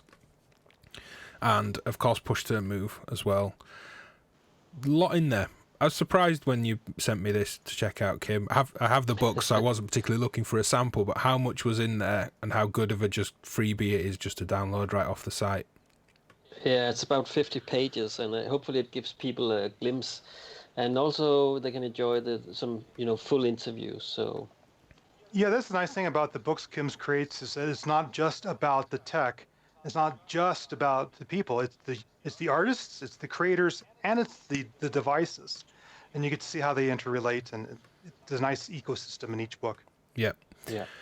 Someone asked me to enable super chat so they could donate in the chat room. I can't do that on the back end of my channel for various reasons that will bore people to death. But you can support me on patreon.com/DivKid if you wish. I've removed some higher tiers while I rejig things around, but there's a bonus drive with some exclusives on there. There's 51 exclusive videos. So if you want to kind of support, even if you just support and leave in a kind of donation fashion, do have a little scout around and see what you can see. Chris is also on Patreon at Learning Modular. Opens up to lots of exclusive posts as well. A great rundown of power and measuring power in real world examples. Some great long kind of historic rundowns that have been good, fascinating reads too. We've got the modular. Yeah, if you feel like giving Ben or me like a $1 or $5 tip, and thank you very much, we appreciate it. I'm living off my learning modular income right now during this crisis. Go ahead and just subscribe to our Patreon for a month and get something for your money. Yeah. I'll drop links in the chat for those that are curious. For me too, it's not the easiest thing at the minute, shall we say. I think for the whole scene and people coming out and supporting these streams and just being involved is a massive thing. But any money is super helpful and much appreciated. But through Patreon, you'll get something for it. And that makes me feel better than a kind of tip jar at the end of the gig kind of vibe. Hey, and speaking of massive streams, this weekend, the Southern California Synth Society plus B-Boy Tech Report are putting together a big Synth Meet mega meeting Saturday and Sunday. 7 hours each day, I believe, and I'm going to be on the Sunday afternoon one talking about this case after we get all the modules in. Yeah, let me pull up my Corona streams list because there's some stuff on there as well coming up. There may be someone else streaming right now for those that are going to stay awake. Yeah. Maybe in more westerly points of the world than myself. Bit.ly, I'll put this link in the chat as well. Bit.ly/Corona streams. Updated every day or so. With lots going on. I get no sleep at the moment because of all those streams. What we have missed is Modulate TV. Some friends over in Wales that do an event. S from Electron tonight was streaming some live Max MSP workflow. Tomorrow, Achuria have a Microfreak workshop. And this is not rocket science. Stein and Priscilla are going to be taking us through the new prototype of the latest Phoenix. Expert Sleepers have released a record label, and they've got their first release. Single Malt Synthesis, episode 3 with Heimbach and Constantine is this Friday. They are talking about, quote, live streaming, which they've got Scanner and Colin Benders on, which should be a really interesting stream. Oh, cool. This kind of, live streaming world we find ourselves in at the minute. And then episode 4, which was going to be the conclusion, and somewhat is for now, of this very show, Feeding the Monster, 7:30 p.m. UK time on Saturday. Which is the final run through, kind of mixing output sections and effects. We then will look at getting some patch examples going in a couple of weeks because that'll be part 5 of the 4-part series. Yeah, but we've got to hear the thing. There's been a few comments, let's say some patches. You've got to get it set up first. But also, Ben, maybe I should add that some people have mentioned that we should do this maybe in the future, the 3 of us. So I'd just like to suggest that people, if you have any ideas about what we could do or what any of us should do, suggest what we can live stream besides modular stuff. Yep.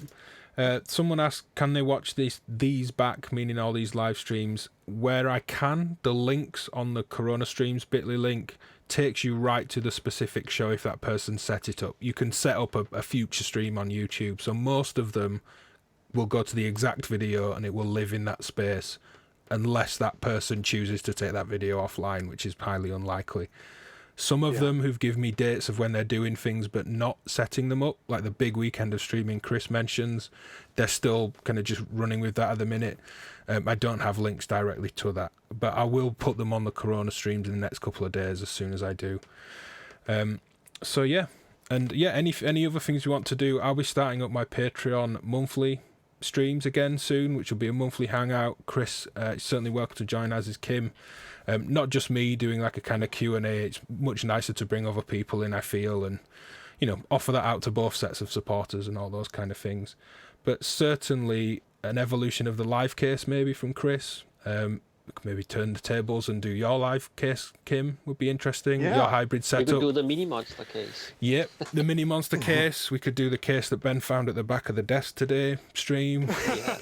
We could the unknown case. The unknown monster case. Yeah, we're certainly going to look to do this more in the future, and I hope that the current situation we're in, trying to look for positives, is the community comes out to support like they have with this live stream and others, that everyone's out there in force supporting everyone, and it's amazing. and that we all just do stream more. Launching the recombination engine with Future Sound Systems last week, and then streaming with Finley in the evening, I think it's a really nice best of both. I gave the best kind of technical, in-depth demo that I could, that went online that afternoon, and then I streamed with Finley so we could hang out, people could see Finley, get Finley's feel for him and his ideas. Yeah, I really enjoyed that episode. So I'm certainly going to try and do that going forward much more often. Great. If there's nothing super pressing from the chat, let's leave it there. And thank you, everyone, for sticking out through our technical problems for the first hour. Yep. Questions in the comments. We'll be sure to look at the comments before Saturday. If anyone wants to address them, you can message any of us anywhere. We'll try our best to get back to you as well. And great. Let's call it there, and we will see everyone next time. See you later. Thank you, everyone.